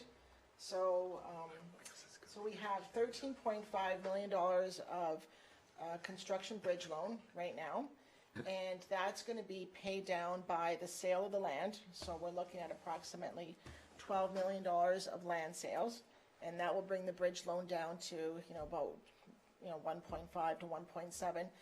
The reason why it's higher is because the pledges, the original pro forma of the community center was that the pledges were all going to be received within the first 5 years, but we've got some large pledges that are going over 20 or 25 years, and that's why there's that gap. So the revenue, the donation pledges coming in will pay for that $1.7 million debenture. So that red line is anticipating us next year taking out the $1.7 million debenture that was approved in 2019. Okay. That's what that is. That's And the that- MCC pledges. And that red line is the difference between the dotted green line, like, Right, well, yeah, Bridge there? the red, so the blue line is what we have right now Yeah. today. The red line is when we take out the 1.7, and then the green line is if you take in consideration all of the capital projects for the next 10 years to 2029, and where we're saying we need to take debt out to actually fund that because we won't have enough cash. so 2025 is not looking very good. No, it's a 21.9%, it's not, no. But if we can get some good grants, you know, for example, with the water, wastewater, it'll help offset some of that. If, small word, but big implications. Yep, yeah, I know, If. just, yeah. Yeah. Wow. So what the capital asset management plan is gonna do is actually going to help us put in the years when certain things have to get done. Right now, we have the expenditures where we think is the best estimate that we think that work needs to get done. But once we have those the condition assessments done, we'll know that, you know, maybe that road that we have in there that we think is only 15 years, maybe it's 20 years and we have to do something, or wait a minute, maybe we think it's 15 years and it's actually 10 because the traffic is heavier. That's where we'll have a better understanding and look at the risk of, you know, just what's facing the town as far as capital expenditures. So this probably is a question put to the Director of Planning. So the town paid correct me if I'm wrong in all this, the town paid 1.7 million for Summerside, and sooner or later, am I wrong, that we're supposed to get some of that back from the developers? And I see, of course, first of all, is that a correct assumption? Go ahead and explain how that would work, if I'm correct.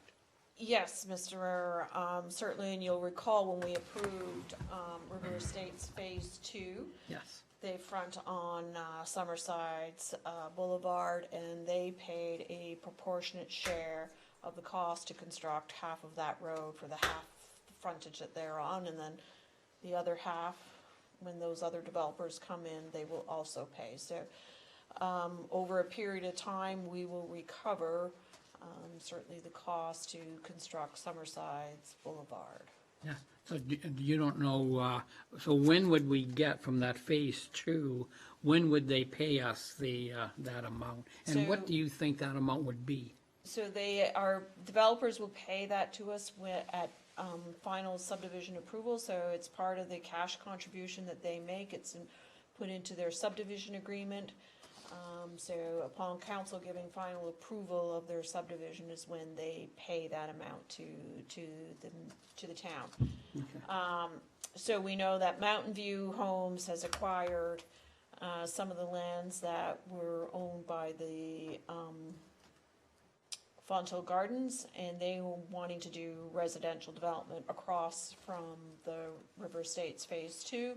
I'm expecting we'll get an application from them next year, and so it's usually about a year after that final approval comes, so that will be another big chunk of money that we get then. So when we do present them with a bill, do we have adequate records that how do we prove to them that is what their share is? Yes, we do. We have, there's a calculation that was done. They are also paying for their proportionate share of the cost to build the stormwater management pond, the oversizing for that pond as well. And so we have all of those calculations. It's a spreadsheet and it's a map, and it's based on land area.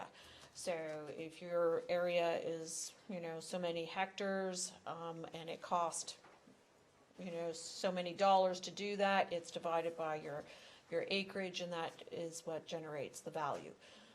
So we do have that. It's all mapped, and it's a spreadsheet, and we share that with the development community. Okay, and that's about 30 million? No. That's good. Thank you for that. Yeah. Yeah, but that's a different issue, though. That's a cash flow issue. So what you're talking about, Mr. Mayor, is that there's two things. One is getting that money to replenish the reserves. Because right now, even though you see a number in those reserves, the cash is not there. That's what that is.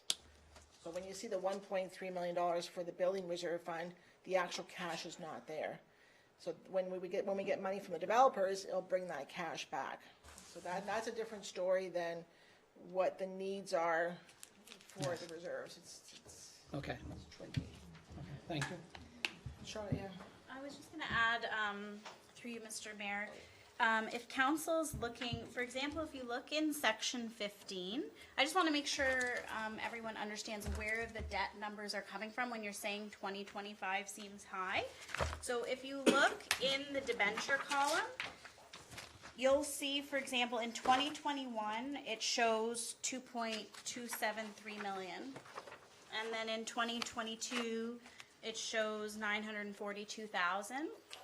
On the it's the 20-year projected capital budget. And so what that is we look at the capital requests that have been made in the year, and then you saw the reserve schedules where we put an estimated increase. It could be 10%, 40%. And the difference between what our capital needs are, any grants that we have, and the reserve transfers that we have, that would have to be a debenture. That's where that debt number is coming from. At the end of the day, our plan at this present time tells us we need to spend a specific amount in any given year. We look at what other funds are available, and then the difference would be the debenture. And then that forecast assumes it gets debentured in the year following the budget. So if we do a project in 2020, the debenture will be taken out in 2021. And that's the assumptions that were made in order to come up with that forecast. Oh, okay. Oh. Thank you. At the end of the day, we have to balance, the total number of capital projects has to be funded by, as Charlotte mentioned, different categories. Reserves, grants, or debt. Or DC revenue. So basically, just to sum it up, all our reserves other than water and wastewater in the library are in a negative. No, the building reserve is not in a negative, the building reserve fund. It's 1.3 million. So the building, the water, wastewater, there's a couple other ones in a positive balance. Oh, fire. Yeah, MCC. the MCC, yeah, there's a few of them.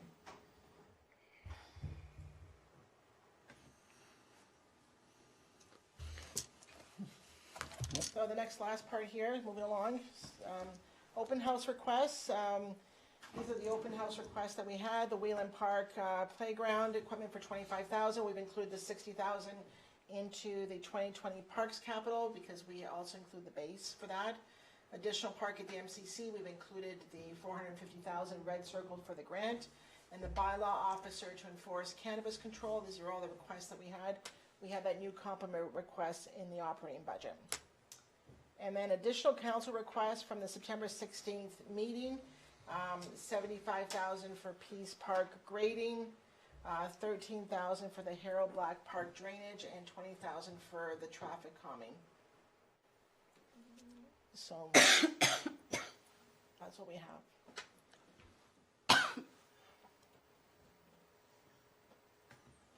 Any other questions? Any other questions on that? Nope, I don't believe so. Thank you. Ms. Quinlan? Okay.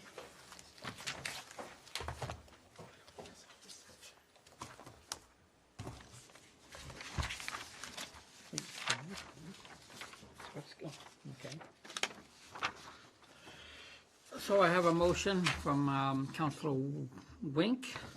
The committee, excuse me, the committee received the presentation by the Treasurer, Director of Corporate Services regarding the 2020 capital budget, and that the 2020 portion of the capital budget be recommended for council approval at the next regular meeting, and that the balance of the 5-year projected capital budget be received for information. Discussion on this motion? Yeah. Councilor Trophy. Get some clarity on that. So right now, we're just accepting that as a recommendation. There will still be opportunity for discussion at the next meeting with 2 fellow councilors that are not here. Yes, that seems to be it. Good. Okay. Okay. Any other questions?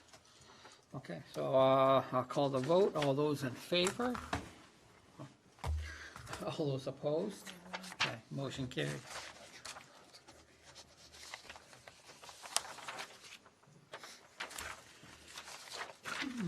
And the motion put forward by Councillor Trophy that this regular meeting of committee be adjourned until the next regular meeting scheduled for October 7th, 2019, following council. All those in favor? All those opposed? All right. One last item, actually, that has to be just mentioned, and that is that today was my birthday. Thank you. Really? Birthday. Happy birthday. Thank you, everyone. This meeting is adjourned.